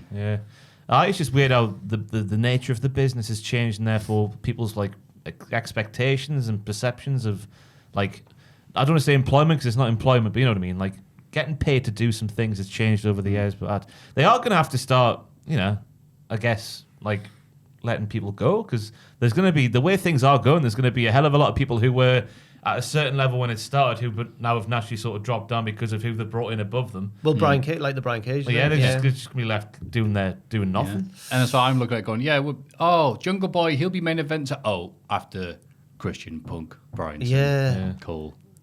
It was like how Bray Wyatt, like how Cole, Sean Stasiak. Cole immediately made his debut and is now like the second in command. Like he's not even. Yeah, it's weird. I'm sure they will find unique ways to like give everyone a bit of a chance to shine, but it's going to be interesting to see what they're going to have to do? What? Brand split. Oh, Yeah. 2 shows. A small part of me hopes they do. What's another word for Dynamite? Nitro. They could do AEW Nitro. Yeah, that's right. No one's done that before. Yeah. It's good. No, but I hope they do, and just like, because we've done a few videos in the past on this channel saying like what SmackDown and Raw, the difference is what it should be. Like one show should be, Raw is all glitz and glamour, and SmackDown is gritty and hard and whatnot. I hope they do that, like, and do it properly. Like, I don't want to say like sit here and do it better than WWE, because WWE do it fine. Like, there's no real glaring issues, is there?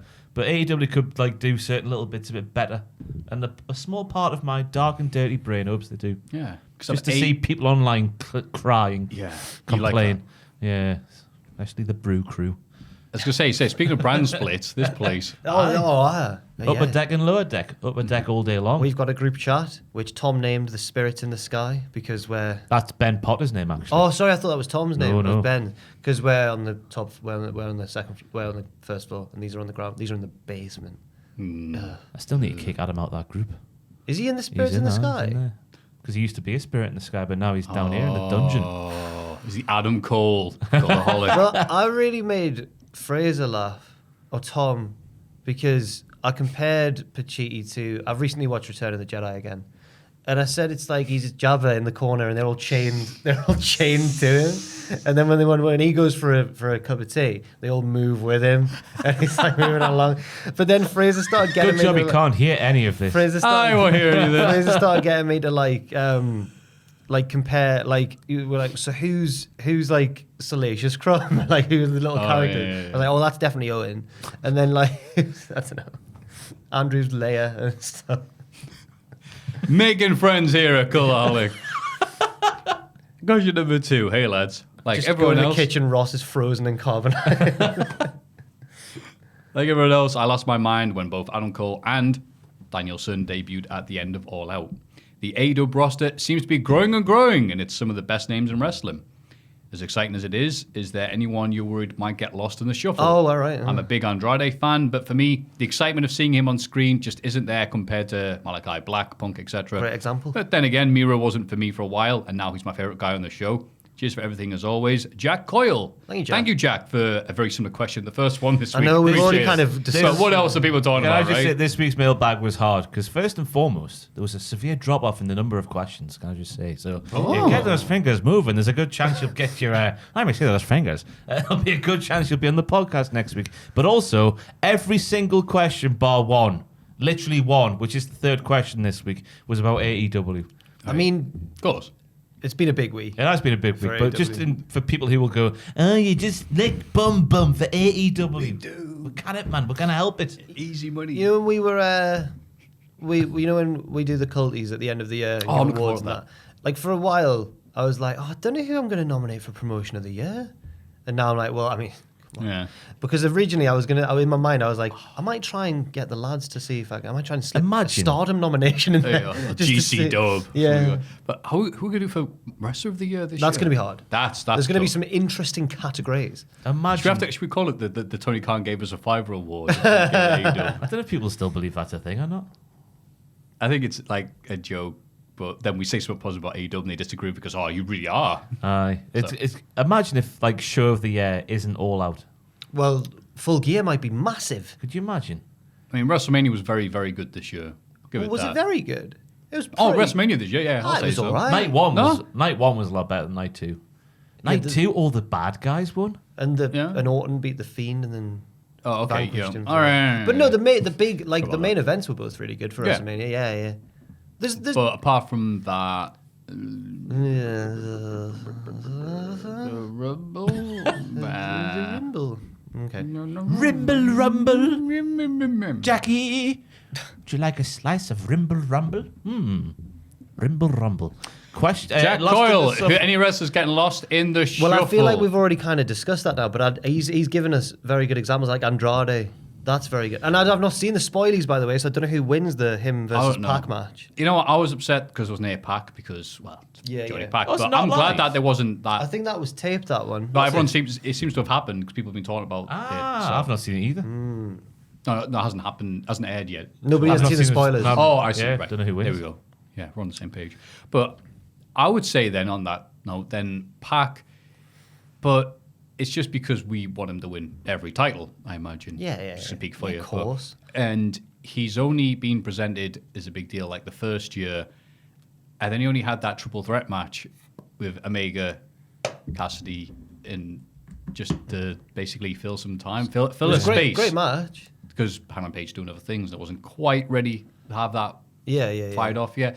And I loved it, but it was just a match. It's like you're not going to be the dude that we want you to be. You're not It going to makes be you main eventing wonder killing people. It's like, all right. If the pandemic hadn't have happened, like where Pac would be in the company, I think it would be a lot more He beat Omega on Pac Dynamite. central. yeah, right, Yeah. right. Yeah, it would. Yeah, it's a good point actually. Because Kenny's scared of him because he knows he's better.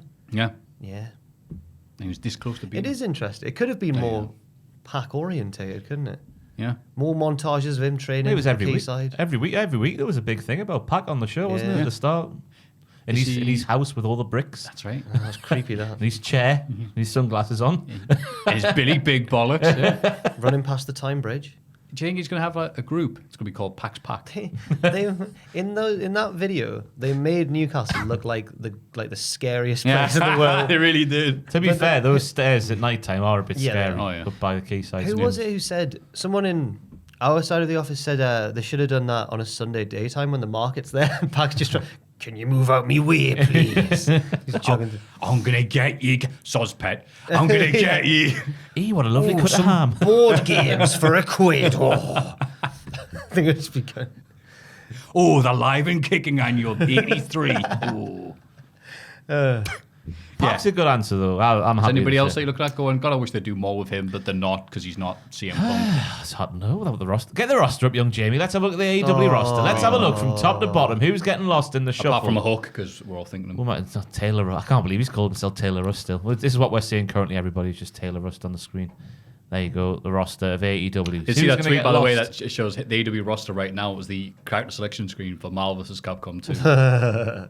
Okay. All right, so Aaron Solo. Nobody so far. No, wait. Okay. Cage Right, is an obvious one. Yeah. A Go-Go. Brett I Cage spoke could be to Go-Go gone. this Anthony week. Ogogo. Oh, did you? He's hoping to get out there soon. He's been back here since June. Nice. So just in case people are wondering where he's been. Probably Chris Jericho. No, just kidding, guys. I'd say he could start off. He's good at doing something and leaving. Ethan Page has been a bit crap so far. Well, now He's he's with, with Dan. He's with Dan Lambert. and Yeah. he's kind of in association with these They cut a really promo big on- name UFC dudes. Yeah, he cut a promo on Dynamite that I might have forgot to mention actually. There's the Elite Hunter. Look at him. Janela's disappeared. Yeah, Janela's- Off the face of the yeah. No, earth. he's on Dark. He's doing his hot feud with Sonny Kiss. Well, yes, he is. Yeah. Archer has disappeared a bit for now. No, Kip Sabian. He's is he injured. all right? He's been Is injured. he still He's got a injured? box I think he's head. recovering from. got- He's he's got a box on his head. Yeah, do you want to see What that? it says, was it say on it underrated or something? There was a picture. It was like got a box on his head. underrated over it or something like that. He was in a red suit with a box over his head. So I think he's going to come back as Oh, that'd be a good gimmick, wrestling with a box on his head. dashing Cody Rhodes' sidekick, and he'll put the box on. Standing his in the head. ring to my left with a box on his head. Kip Sabian. You can't put a box on Kip Sabian's head. It's best feature. I know. His head. Lovely head. Look at Nick Camarado there. Wait, Brody Bloody Lee, hell. Brody Lee Jr. is... Yeah. They need to update that because he's pinned Adam Cole. Brody Lee Jr. Pac, First challenger in definitely. What could they do with Orange Cassidy going forward? That's a, you know. That's a very good question. Yeah, it's true. What do you do with Every- it? Are they Ricky just there in case those guys can't make it? We didn't like mention the that. upper- Looks like they're teasing a hair versus hair thing with him and Matt Hardy, yeah. Try to cut his hair after the pre-show match. Yeah. Oh. And there was a promo on Dynamite, wasn't there, where he mentions. He says, I want to cut his hair, and then Orange Cassidy Oh, goes like, hope Orange well, Cassidy doesn't lose that. Yeah. He's got such nice hair. I think Matt Hardy might lose it. Good. Aye. Yeah, I'm not. There's Sting, no you one's can sticking go out. away. The Go away, ones Sting. have all been mentioned really already. Yeah. I can't wait for Wardlow to. I don't think it'll be Oh, for a and while. Tony Khan. There's some women as well. I can't wait for. I can't wait for Wardlow to snap and turn on everybody. But it'll be a while down the line, I think. For the women's roster, Legit Layla needs to get used more. Layla Hirsch, Big Swole, Was that legit? Okay, right. I Yeah. don't know. Deeb. I'd just watch Deeb wrestle anyone. To be honest, she's mint. Oh, yeah, anyone in the NWA women's division. Thunder Rosa. Thunder Rosa as well. Yeah, Yuka Sakazaki. Yuka. Yeah. Keep on going. It was a broadcast team. Oh, okay. Oh. But yeah, there's lots of people there, and it might be lost in the shuffle, not getting the push, but they do stuff some week, and then some week it's somebody else. Yeah. And that's fine. You can't have everybody on the show every week. That would not work. So Brand split. yes. So thank you, Jack Coyle. Number 3. Hello, Ross, Maffew, and Jack. Recently, Cultaholic's official YouTube channel uploaded a video entitled 10 Current Wrestlers Who Could Pull Off Classic Gimmicks. Ooh. That got me thinking which modern wrestlers without an interesting gimmick or in need of a refresh could borrow inspiration from classic wrestlers and, by extension, characters from other sources of media. Like what Cameron Grimes did recently with The $1 Million Man, Razor Ramon did with Tony Montana, Malachi Black almost did with Joseph Seed, and Ric Flair did with Buddy Rogers. I mean, you're right, but it's funny seeing that just thrown around there. Which modern wrestlers would you like to see adopting a new gimmick inspired by a wrestler or character from other media? And which character would you like to see adopted? I think that Kip Sabian would make a great modern dashing Cody Rhodes. I can't believe. You just said that. No, I did. As he had to look and his current character is stale, similar to a few of the guys on the roster and going nowhere. He's not turned. He's You know what? I think. Thanks, guys. Ross from Newcastle, Australia. Oh. The other one. The fake one. So, yeah, I think we're all in agreement that Kip Sabian's just a gorgeous man. Maybe I've pre-read this question and subconsciously took it in, but I don't actually remember hearing that. Every good-looking dude who doesn't go anywhere is a dashing Cody. It's my least favorite interview I've ever done. Was With me? Kip? No, not because it was a good interview, but I just looked crap. But like, it was him and Yeston Reese, and then me in the middle, like, hello guys. Austin Reese was there. Yeah, mate. huge guy. Yeah. And then Kip Sabian, gorgeous guy. Me, hiya lads. How you It's doing? always, if you don't realise that until you get that selfie or the photo with them and you go, oh. I had that with Ospreay, right? And I know what you're thinking. Ospreay's not widely renowned like Kip Sabian is for being a bit of a twinkalicious in the professional wrestling. Oh, he is. But, He 100% is. Ospreay? I think so. I don't think people are holding that Do you high remember, regard. do you remember the drag queens? Do you anymore. remember the drag? Oh yeah, but do you remember the drag queens who used to react to the wrestling? Yes. They Oh, yeah. They were Nobody's watching, is it? Yeah, Nobody's, nobody's yes. watching wrestling. They were like, Ospreay's the most theatrical little boy. Like, when he comes out in his costumes, like, they loved him. They were like, yeah. It's the straight to hell I did with him because Ospreay was fresh from the tanning salon. He was orange as that shirt you're wearing today, Maffew. Oh, wow. And I'm sat there, but this was back when I had my one all over, just looking like death. Just sat next to this golden goddess called Will Ospreay. Goddess. I don't know what to say. It's bad when I've interviewed Adam Cole. That was a bad day for my self-esteem. Yeah. They're loving it. Oh, yeah, I'll do an interview with you, you little weirdo. But it always goes one of two ways. I either feel like they're gorgeous and I'm like, ugh, or Like, I interviewed Silas Young and felt like a little boy. And he was like, at the end of the interview, he shook my hand. He was like, the top man shakes hands. And I was like, oh my God, I'm going to die. Yeah. Hate wrestlers, man. Hate wrestlers. Yeah. So which gimmicks? Classic gimmicks for modern day wrestlers. Oh, that's a good one. I'm having the Butcher as the Undertaker all day long. As the Undertaker. Oh, aye, there's a match made in The heaven for Butcher you. Taker. The Butcher Taker. See, instead of like the...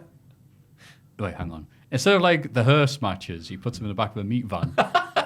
Strings them up and it's great that. And then decapitate. And they play the sad music from Goodfellas. I tell you what, ever since Brock Lesnar went to that Butchers, the Bearded yeah, Butchers, I've become a big fan of their YouTube channel. I don't hope I'm being cancelled for any reason, but I do enjoy watching them cut up a cow. Oh, really? Or cut up a lamb. Seeing how That might be the tomahawk- reason they get cancelled, I Yeah, imagine. seeing how a tomahawk steak gets made.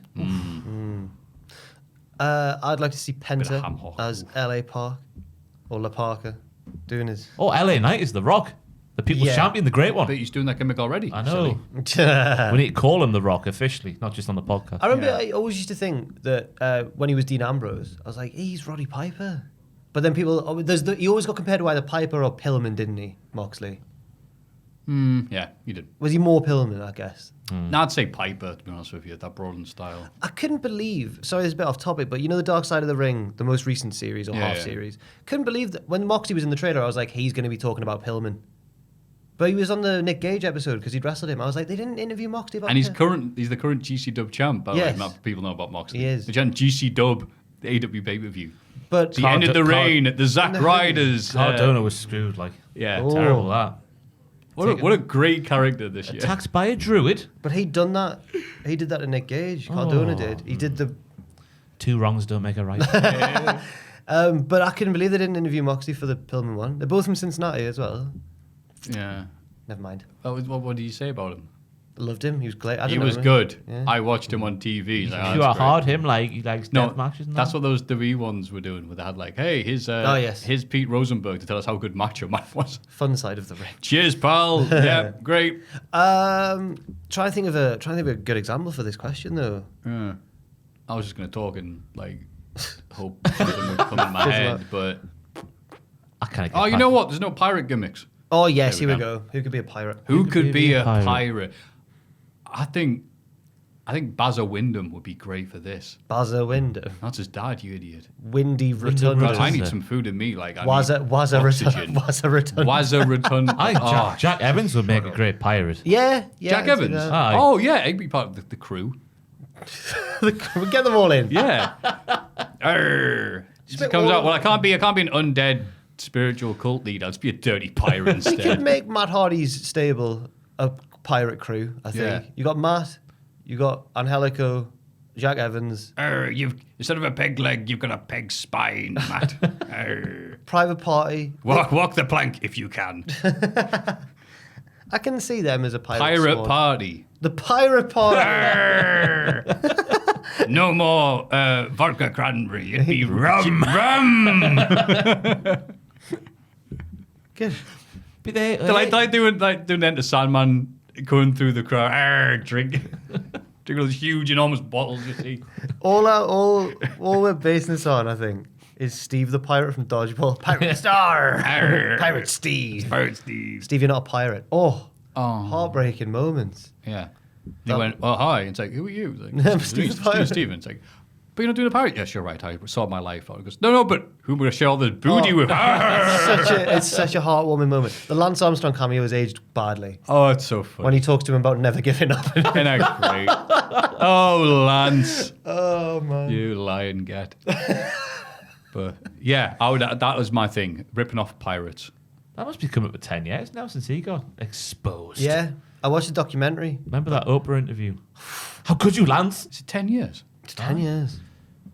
Wow. No, the Shocking reason to know that we had to cut that was 'cause Matthew was so surprised it had been 10 years that he swore. I did. Yeah. Right, well, Lance That was a Armstrong. productive question. was. Yeah, that'd be Thank good you. Very gimmick. productive. Thank answer. you. Lance Armstrong gimmick.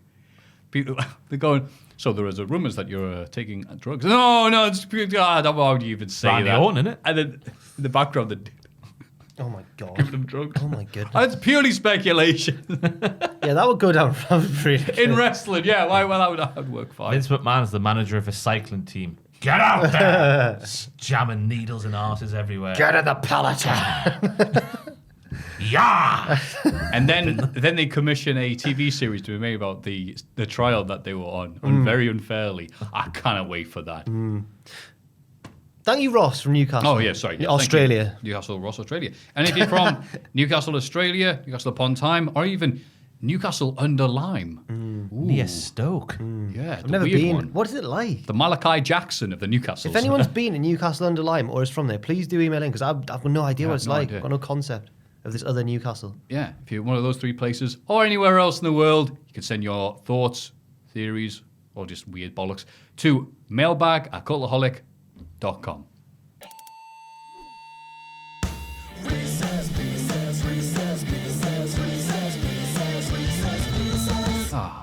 Reese's Pieces. Ross described this week's Reese's Pieces. I've not seen it. I haven't. He said this is an all-timer. This is an all-time. Oh, is it? I haven't seen either. So. I was grinning from ear to ear when I read this in the mailbag this week. No pressure. Hello, gentlemen. Oh, it's good already. The year is 2022. The NXT rebrand is in full swing, and rumor has it Nick Khan has orchestrated the sale of WWE to NBC Universal. Boo! Which will be finalized any day now. Triple H sees the writing on the wall and knows he will be pushed out sooner or later. He sells all his ownership in WWE and Bless you. and decides to launch Paul.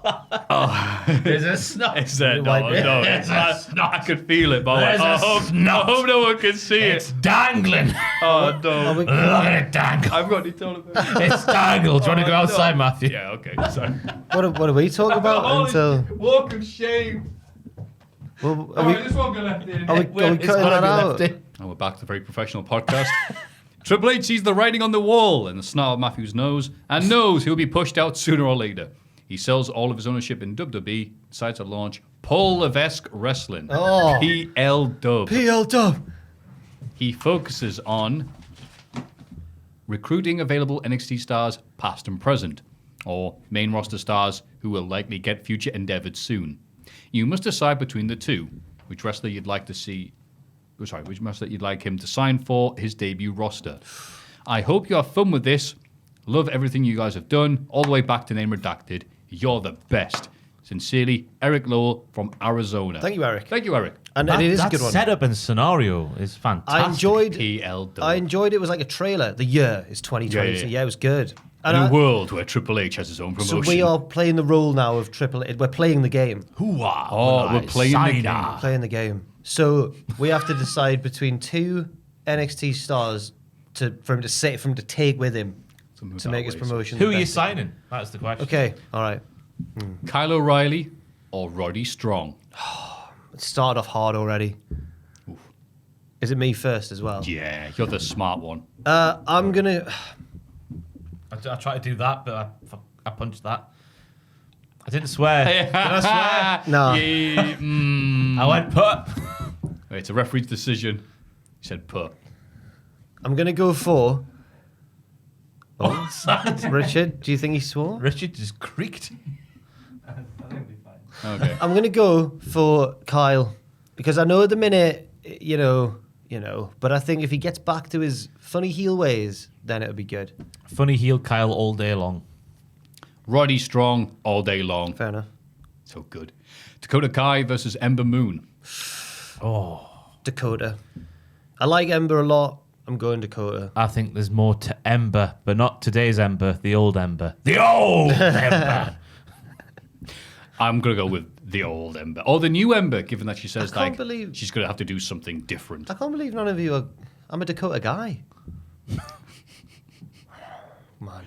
Is that a thing? I think I've said can't that remember. before. I don't know if I we said it in have the said that podcast. thing, but is that a thing yet? Well, I'm a member Oh, That's right. of the Ember Moon Yeah. fan club. Just rolls off the tongue now. Yeah.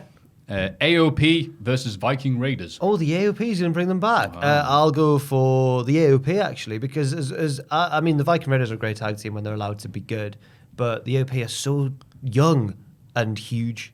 So I'm going to go Vikings, but like give them more War Machine vibes. I don't know why I said that like that. War Machine vibes. I think AOP Did Viking Raiders better than Viking Raiders? Oh, AOP did Viking they were Raiders better green than as Viking grass, but I've gone for them anyway, though. Yeah, preferred it. Shayna Baszler versus Toni Storm. Oh, come on. Oh, Again, it's really hard. I've got youth in mind. It's Tony time for me. NXT Shayna. Yeah. I'm a I'm trying to think of a fan name. I'm a Baszler, but I like Shayna. Some word, does it? Anyway, Hit Row versus Sanity. Oh, come on. Oh man, Hit Row, I think. Hit Row for me as well. They're so different and so I don't know what the word is. The way they've got their promos doing in actual studios and whatnot. It's a nice vibe. Sorry, Killian. Sorry, team. Yeah. No, I'll go Hit Row for the reasons Ross said. Tyler Breeze versus Angel Garza. Oh, it's a sexy boy. Oh man, that's a twink off. Garza should be way higher than he is now. Garza. Yeah, it's Garza for me as well. That's a hard one, that though. Yeah, Garza bias. But, no, Tyler Breeze. I sent him a message once. He was nice. Tyler Breeze. Mustache Mountain versus Grizzled Young Veterans. Probably Mustache Mountain, but that's really hard as well. I'm going Grizzled Young Veterans because Zach Gibson's my favourite out of all four of them. So fair enough. They're good, but like currently, Mustache Mountain have 5 matches a year? Yeah. At best? So yeah, Grizzled Young Veterans. Ricochet versus Cameron Grimes. Oh man. I've already signed a lot of work rate people, so I'm going for. I'm not saying he's not a work rate guy, but I'm going for Cameron Grimes because he's a character, isn't he? What yeah, he's the total. Well, in comparison to Ricochet, the he is total Lex package. Luger. Yeah, get the gimmick and the wrestler, don't you? Not just the wrestler. Yeah. Even though he is a real life superhero, as Andrew said in our reactions about the Lucha Bros. What? Unironically. What did he do? He called them real life superheroes. Oh, here. Do you know what it is, right? Wait, why did he do that? Because he's a nerd. Do you know what it is, right? I'm sick of superheroes. Can't escape them. Can't escape superheroes walking down the street. Every time I go on Fighting crime. Every time I go on the work chat or on Twitter, a new film's been announced. Fraser's in the group. Oh, does anyone want to come and see Shangri-La with me or whatever it was called? Then on Twitter last night, just see what people are talking about on the Twitter. Andrew's buzzing because they've announced a Wolverine game. Sick of them. They're not even real. It's fake. That's a spirit joke. Yeah. It's funny when I'm like, in Avengers where Thanos, look at me blankly. I'm like, oh, you don't even know that? Oh, fair enough. I know I've he is. never seen any of them. He says it's clobbering time and he looks at his watch. I know that's the thing. I know it's not. They just look similar. He doesn't look at his watch. It's Punk clobbering looks time. at his watch. Right, okay. The thing from, wait a minute, guys. Look at my massive watch because I'm the thing. My superhero consumption starts and ends with Batman, specifically the Keaton era through to the current day. I mean, Spider-Man's better. No, I don't want to get into a superhero. Wow, it's every discussion on Twitter. Oh, sorry. Well, sorry, we're basic when it comes Batman's to superheroes. got the better villains, though. tell you- So do you you know need a what? good villain to have a Do you good know what? hero. I got So- criticised for after the last time we were on the podcast. on. Was for saying that I What was he didn't criticised for? saying that I didn't like Doctor Octopus, and then people jumped in. Oh, as he's made his return. And then superhero snobs out of me going like, Jack thinks that Kraven the Hunter is better than Doc Ock. And then one of them said, I bet he only owns this one specific storyline that he read and thinks that was great. And I'm like, Oh, no, yeah, mate. Kraven's Last I was Hunt, I was yeah. like, no, mate, I've not read any of it. I just like the look of them. I don't know. I know exactly what they're referring to, and it is one of the, When he the tries finest to kill Spider-Man stories. No, he didn't say that one. No, I know what it is straight away. I've heard of Kraven's Last Hunt, but he said he's probably read some crap one. He was like trying to rubbish me. He didn't use the good one. Oh. And then I was like, no, I've not read any of them. I don't really know about Spider-Man that much. Never mind. Bless you. That's why I like you sometimes, because I'm always second guessing myself. I better not say this, interrupt this person, this, and you guys are like, Spider-Man sucks. You can't be elitist towards me about superheroes, you nerd. Not you, Twitter. No, I'm a nerd, sorry. Why am I doing this? I I'm can just be digging elitist. myself further into a hole. It's great, though. Yeah. You're right, Jack. Be mature. Anyway. Pete Dunne versus Tommaso Ciampa. Done. Ciampa.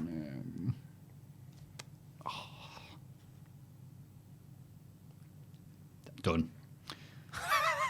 Dramatic, that one. Yeah, to think then. God, I'm actually putting effort into but who would I have? Gargano versus Cedric Alexander. Ooh.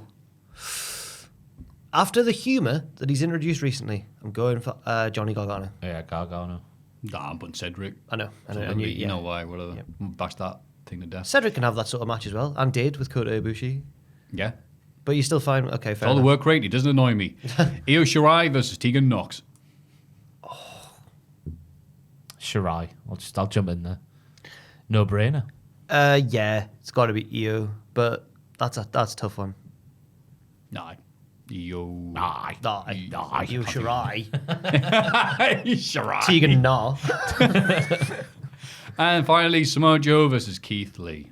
Oh, I mean, Keith. Joe's he could still wrestle, but he was knackered. So I'm going for Keith. I'm going Joe. Me. I love Samoa Joe with all my heart. Nah, don't you forget about Keith. That's Apparently you have. That's part of the reason as funny, well. that. To be honest, It's a funny pun. You could do a cover of it Aye. and then reference. The thing it is, though, all the time. which some people have pointed out, it should obviously be "Don't you forget about Lee," Oh no! because Lee rhymes with me and Yeah, Keith doesn't rhyme with me. I thought that was one of those like Tom Campbell, really obvious. I'm going to go with the No, thing I you think think it was a I'm doing or complete not. oversight. Oh, really? I think. Oh, here's me guys giving you credit. Like, most people are going with "Don't you forget about Lee." but Keith's funnier though. It's a funnier name. We do than say Lee. Keith, Yeah. and you can apply it to Chegwin. The only bit I didn't like, Yeah, other and it's people came Keith. it's a minor criticism, but you say he threw him so hard it's like he scored a field goal. But of course, field goals are kicked, not thrown. Is that what I said? I think so. Yeah. Wasn't your lyrics? Was American it? football does not count as Who a wrote sport. the lyrics? We both did. We went. It was Collaborative. Lovely afternoon. We went earnest and had 2 pints and just sat there going, "What's the actual lyrics to Oh. Don't You Forget About Me?" It's And like what could we write? It's like McCartney and Lennon. It was. Make sure you write down Craven the Hunter is really good. Oh, stop For it! no reason. Stop what's that it! mean? The Spider-Man villain. Oh, To think about. Craven the Hunter. Yeah. He's the best one. He craves the hunt. He's no joker though, is he? He's no elite hunter. That would be a good answer to that other guy's thing about a gimmick to bring back or steal from other media. So I've Craven the Hunter, a guy who just steals bits of a wrestler's gimmicks. Like Jericho did in 98. Well, I mean, Frankie Kazarian's the elite hunter. He's like the Punisher. You need to say like what? Like Brandon's face mask. That's Alexa Bliss, isn't it? Hey, you like that one, don't you? Internet, one who steals the gimmicks. Oh. Hey, that's what the internet say. Not my thoughts, because I think that point of view is a load of bollocks. Personally, how she stole the It's not her gimmick fault, and that. no. Yeah, it's not her fault. She was told to do that. Imagine it emerges that Alexa was backstage, wheeling Alexa and was dealing. Yeah. backstage pull. She's like Shang Tsung from Mortal Kombat. Nice. Yeah. Yeah. Or Chun-Li. Hadouken. She's not like Chun-Li, True. and Chun-Li doesn't do it. Oh no, I've got turned into you. Oh no. No, because I would have. Are you getting wound up by me saying that Chun-Li's best catchphrase is do that. Hadouken? Oh, you're doing this on purpose. This is like when you say episode 2, The Phantom Menace, or whatever you say. I do that a lot, and a lot of people don't get that. It's like I had my thing that was going to get destroyed for the punishment was a legitimately expensive signed NXT UK, NXT London poster. And people were like, the irony of Ross crapping on people, like calling people nerds for like a nerdy thing, like movies and stuff, where he's defending this NXT. Like a nerdy Thank fan, you like for film. catching that reference, you dimwad. They probably think that you probably got that. Like in nerdy things like You already movies. covered that. I mean, you've already got that. Like, do you have like a little Like in- a shrine for your NXT? Like in signing? pathetic I've- nerdy I've- things like music and Yeah. film. Have a little light on it. Nah, I just used to put it on my wall. It's been under my bed for a while now, but Kinda. So like, if a burglar comes in, they won't steal it. basically, yeah. Nah. That was the Reese's Pieces. The That's got the name Reese's of it. Pieces. It's fun winding people up online. I found doing You're this. really this stuff liking on it now. Andrew, Yeah, aye. You're prodding the hive and going, her. See why we're Pachica gonna do does stingers. it all Aye. the time. All Yeah. the time, yeah. Yeah, but he's got his minions to fight his battles for him. Oh, solo. Me. Hey, I've got mine now. I tell you, the comment section Andrew thing. I'm not, just to clarify, I'm not saying Adam looks like Jabba the Hutt. I'm just saying the setup of this office is very much like Jabba the Hutt. No. We'll not be doing that, I'm afraid. You're going to have a disciplinary hearing after this podcast, I think. The jobber, the death pit. He's going to send Boba Fett after me. That was the Reese's Pieces. About an hour and a half ago, we started doing that bit. So thank you very much to the Reese's Pieces from Eric Lowell from Arizona. If you have one in mind, send our way. Please don't hesitate. Send it to mailbag@cultaholic.com. I didn't realize it's called people dimwads. What's a dimwad? Not like... Dimwit. Like a what? Nimrod. I I think I meant to say Nimrod, You've gone didn't dimwit and Dim- Nimrod. yeah, and you've dim- put them together. dim- Oh, yeah, you're wad. right. Yeah. But like a watt of a lamp. It's like Wad. a dim watt. What? A wad. Dimwad sounds really good. You should keep that. A wad of dim. A wad of dim. You're a massive mountain of dim. That's what you are. So much People, dim. people who didn't get the irony of what I was doing. Anyway, I shouldn't be breaking kayfabe, should I? Hey, look at me, yeah. The curtain call. It's Cultaholic's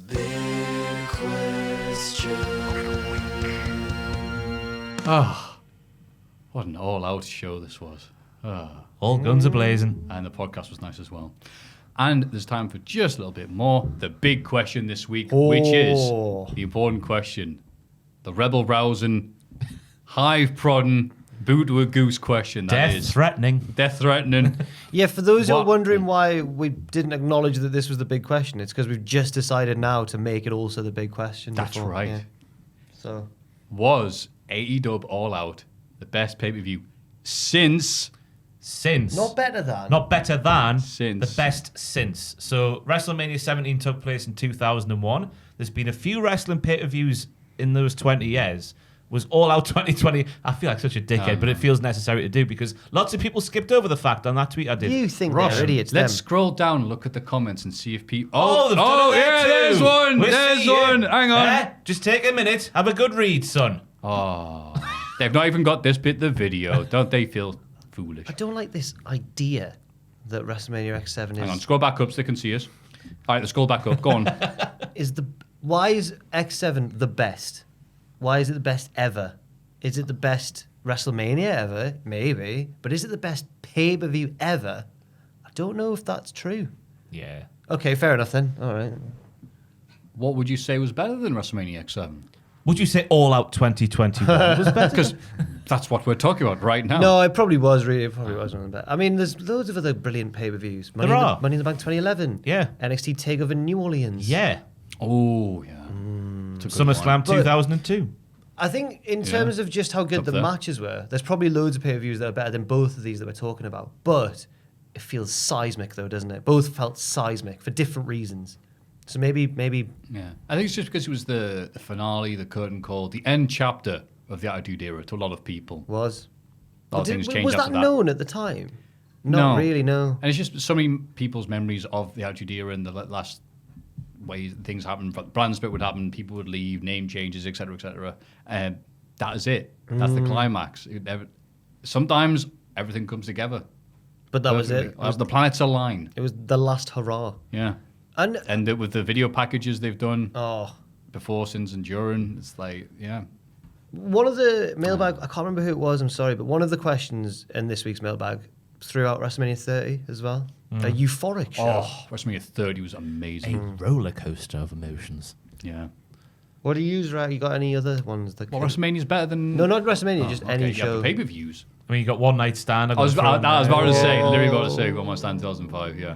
Yeah, New Orleans is the closest one for me. Just below All Out in the pantheon of wrestling pay-per-views. But That was crazy. there are a fair few shows, but like, it does feel like whatever happened last weekend was, as he said, seismic. Earth-shattering. Unbreakable 2005, The triple threat. the triple threat. I don't know what else happened on that apart from the triple Don't threat. need anything else Let's really, have do a you? wee look. But if it's 05 TNA, I mean, it could be what? Raven and Rhino had a good match. Jeff Jarrett did something. I'm going to find out. I think we've answered the question, The all right? pounds. No, well, I'll find out. Just No, gonna do just to some kill filler, some right? time, I'll find out what else was on 'Cause that's what we But, need like- to do. Kill some time. Unbreakable is a 2000 neo-noir film. Unbreakable 2005. Thank you, Jack. Yeah. I was Okay. trying to think of something TNA because they have put some very good pay-per-views, but off the top of my head, like, I don't think what was considered the best. Richard, TNA you're a pay-per-view. TNA man. Shout out the best TNA pay-per-view. Aye. Yeah. That one with the triple threat match. That one. There with we the go. triple See, threat that's why. match. That's Okay. I've got the card. Go on, see, it's on the same level. Oh, wait. 3 Live Crew beat the Diamonds in the Rough in 4 minutes. Oh my god! I Dick forgot about. Golden Balls was there. No, David Young, Elix Skipper, and Simon Diamond Yeah. lost to Road Dogg and the lads. Austin Aries beat Roderick Strong. Kip James and Monty Brown beat Apollo. Remember Apollo with 1L? Oh. Beat Apollo and Lance Hoyt. He's doing all right for himself. He's now. all right now, Yeah. Lance Archer. Yeah. beat Apollo and Lance Hoyt with Sonny Siaki. Chris Wow. Sabin beat Petey Williams, which was probably a good Yeah, match. that was probably Abyss beat Sabu, which was Yeah. probably a messy match. I would have loved it because I love Sabu. Bobby Roode beat Jeff Hardy. That's In before what it was good. Yeah. No. The Naturals with Jimmy Hart I don't remember that. beat Alex Shelley and Johnny Candido and America's Most Wanted and Team Canada. It's a bit stacked handicap match, that, isn't it? That's such a deep piss that's happening upstairs. Just being distracted there. We can hear the toilet upstairs. Raven beat He's reviewing Rhino. this bit. Go on. Raven beat Rhino to retain the NWA Yeah, there World you go, I Heavyweight remember Championship in a Ravens rules match. And AJ Styles beat Daniels and Joe. Okay. Sounds like a fun one, though. Yeah. Certainly. Oof. But I don't know if TNA have done anything on the level of the shows we've already mentioned. New Japan probably have. It's probably Wrestle Kingdoms. One that- Oh, Mike, you both were just... Whatever happened in 2011 is one that got mentioned in replies to my tweet. Money in the Bank? No, New Japan show. Oh, in 2011? Or was it Wrestle Kingdom 11? I don't know. Oh, yeah, Wrestle Kingdom 11. Whatever Yeah, it was. Oh, no, Wrestle Kingdom 11. Oh, yes, indeed, friends. Yeah, that was a big one. But I'm trying to think of pay-per-views, obviously, since doing this thing and becoming a person, it sometimes changes about the actual experience of watching a pay-per-view. Yeah, enjoying yeah. it with friends and enjoying it for what it is rather than algorithms and hits and stupid Simpsons endings. And I think WrestleMania 7 is one that I remember distinctly watching it with my childhood friends and going, yeah, this is great, this wrestling malarkey, TLC 2. But there's been so many since that I've met up with friends and gone, this pay-per-view's awful. Still, it's good to see you guys. It's like, yeah. But this is the first time in a while since, I would say, weirdly enough, since The Rock came back, Wrestle CM Punk, when there's been people I know who, like I said beforehand, the energy, the excitement of, you're watching it, let's meet up and watch it. I was so hyped. I'm like, oh, wow. It's definitely the first time, because sometimes people will watch, people will watch like Eurovision or whatever because it's Eurovision. People do that with WrestleMania just because it's WrestleMania. Especially since they moved away from like, you don't have to spend 50 quid to buy it, right? But this is the first time not a WrestleMania that I can remember where people, I'm seeing people who don't know about wrestling talk about it again. I think the only thing, this is just worth showing just because... Oh no, we've turned this into how brilliant is AEW again. Quick thing, sorry, but Survivor Series 2014, me and my friends went out to watch it, but we won't watch it live, but they were like, my mate just couldn't get the day off work for the next day, so he just like got his phone off, switched off, and goes, I'll watch it tomorrow. And I stayed to watch it, and I saw it happen, and I went, okay. Well, the Ziggler and Sting, Sting. yeah. And so watching it, he's just like, it's all right. It's a good match, yeah. I suppose Ziggler got the... And then Sting appeared, and he literally jumped out of his chair, and we were all like, he's grabbing it, Sting! like, just like, everyone like, just, I don't know, dancing, excitement, the amount of energy he had. Sting! And I was like, those are things I remember more than these shows. Break it down and go, Apollo and Sunny Sack and whatever. But the memories of these shows, the people get to hang out with, enjoy it with people, that is what I remember. And that's why I think AEW All Out is the best one since WrestleMania X7. Oh, what a powerful... Just keep going. Sorry. Those feelings. Wrestling comes and goes. Those feelings are forever. If you want to see those feelings documented on camera, watch mine and Andrew's reactions. That's the best reactions videos I've been a part of for a long time. I thought you were gonna do me dirty there and say it's being the best reactions video, better than, and then an old one. But no, because it's since. No, he said same. Yes. Yeah. Oh yeah, that's the thing. But no, it's often like how good the show is how good the reactions video is. It sort of goes hand in hand, doesn't it? So. I've not been on a reactions video for it's been 1,000 years. I don't know if I missed them or not. I don't know. I just realised there as soon as I Wow, said it. you guys have been full of it this week. I don't know about you, but I've enjoyed listening to it. And I've enjoyed listening to you as well, man. And the best Thank thing you very is much. they're all out there. The Brew Crew, headphones on. I just asked them when we had a break earlier on to go for a wee if they'd heard anything we'd said about them, and they hadn't heard a word.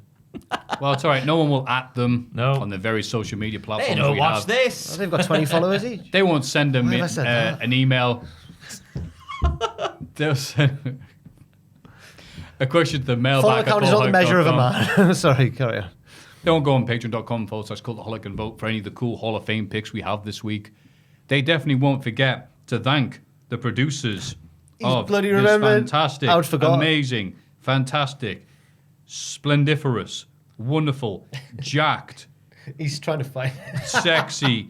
They make Kip Sabian look like Fat Lump, the dog. Mark Leslie, Reno 2200, No Anderson. Thank you. That's And right. if you want to be a podcast producer and get podcast producer credits, such as what he's trying to do just there, you can go to patreon.com/Cultaholic, find the relevant tier. I don't know which one it is. I didn't write the Patreon tiers. And then just sign yourself up there and then get involved. It's good. Great. That's right. That's in the podcast. Jack, what have you got for us until next time? Mine and Ross's secret video is coming on this weekend, I think. A secret video? Oh, we did a bit of a YouTube video, getting on the YouTube YouTube video? trends and that Competition. It was one of the most unpleasant videos I've ever done. Oh, and you've done some unpleasant videos. Why? It was just nasty, man. Just a little bit of sparse. Oh, okay. Does that mean figuratively or does that mean literally? Find out this weekend at some point. Also, just the Football Manager streams with Owen on a Wednesday at 6 p.m. Ross. I've turned into a stalker and I've been looking at thousands of pictures of CM Punk's naked flesh. And I'll be taking a look at all of CM Punk's tattoos and what they mean in an upcoming video on this YouTube channel on Monday. That's my big thing. I spent way too long. There's some deep meanings behind some of his tattoos. But most of his tattoos, they all mean something because he's very much a firm believer of not getting tattoo for the silly bollocks, getting tattoos because they mean something and you believe in something. Like Pepsi. Yeah. Like Pepsi, yeah. He likes Beppis. Pepsi. Like our lad. Sorry. Sick of hearing that word, Beppis. Just say Pepsi, fan. Just Oh, is say that what he's Pepsi. doing? Yeah. Oh, that's not even funny, Andrew. I don't know where it comes from. It's a reference of something. Oh, Beppis. man. It sounds like If it is, I don't know. sounds like Pepsi, yeah. sounds like a triple jump thing, to be honest. Beppis. And I will be having a good time until next time on the Cultaholic Weekly Wrestling Podcast. You're not doing stuff with Tom. You're after this, aren't you? Apart from the SmackDown podcast I do every week with Tom. I'm literally doing it in like 10 minutes. We'll be doing that. You ruined my segue. Thank you very much for listening and watching and enduring. For now, we'll end the show as we always do. We'll point towards the big screen. And count of 3, we'll say the thing. Are you ready? Are you ready? 1, 2, 3. Join us. Wagga, wagga, wagga, wagga, wagga, wagga, wagga, wagga, wagga, wagga, wagga, wagga, wagga, wagga.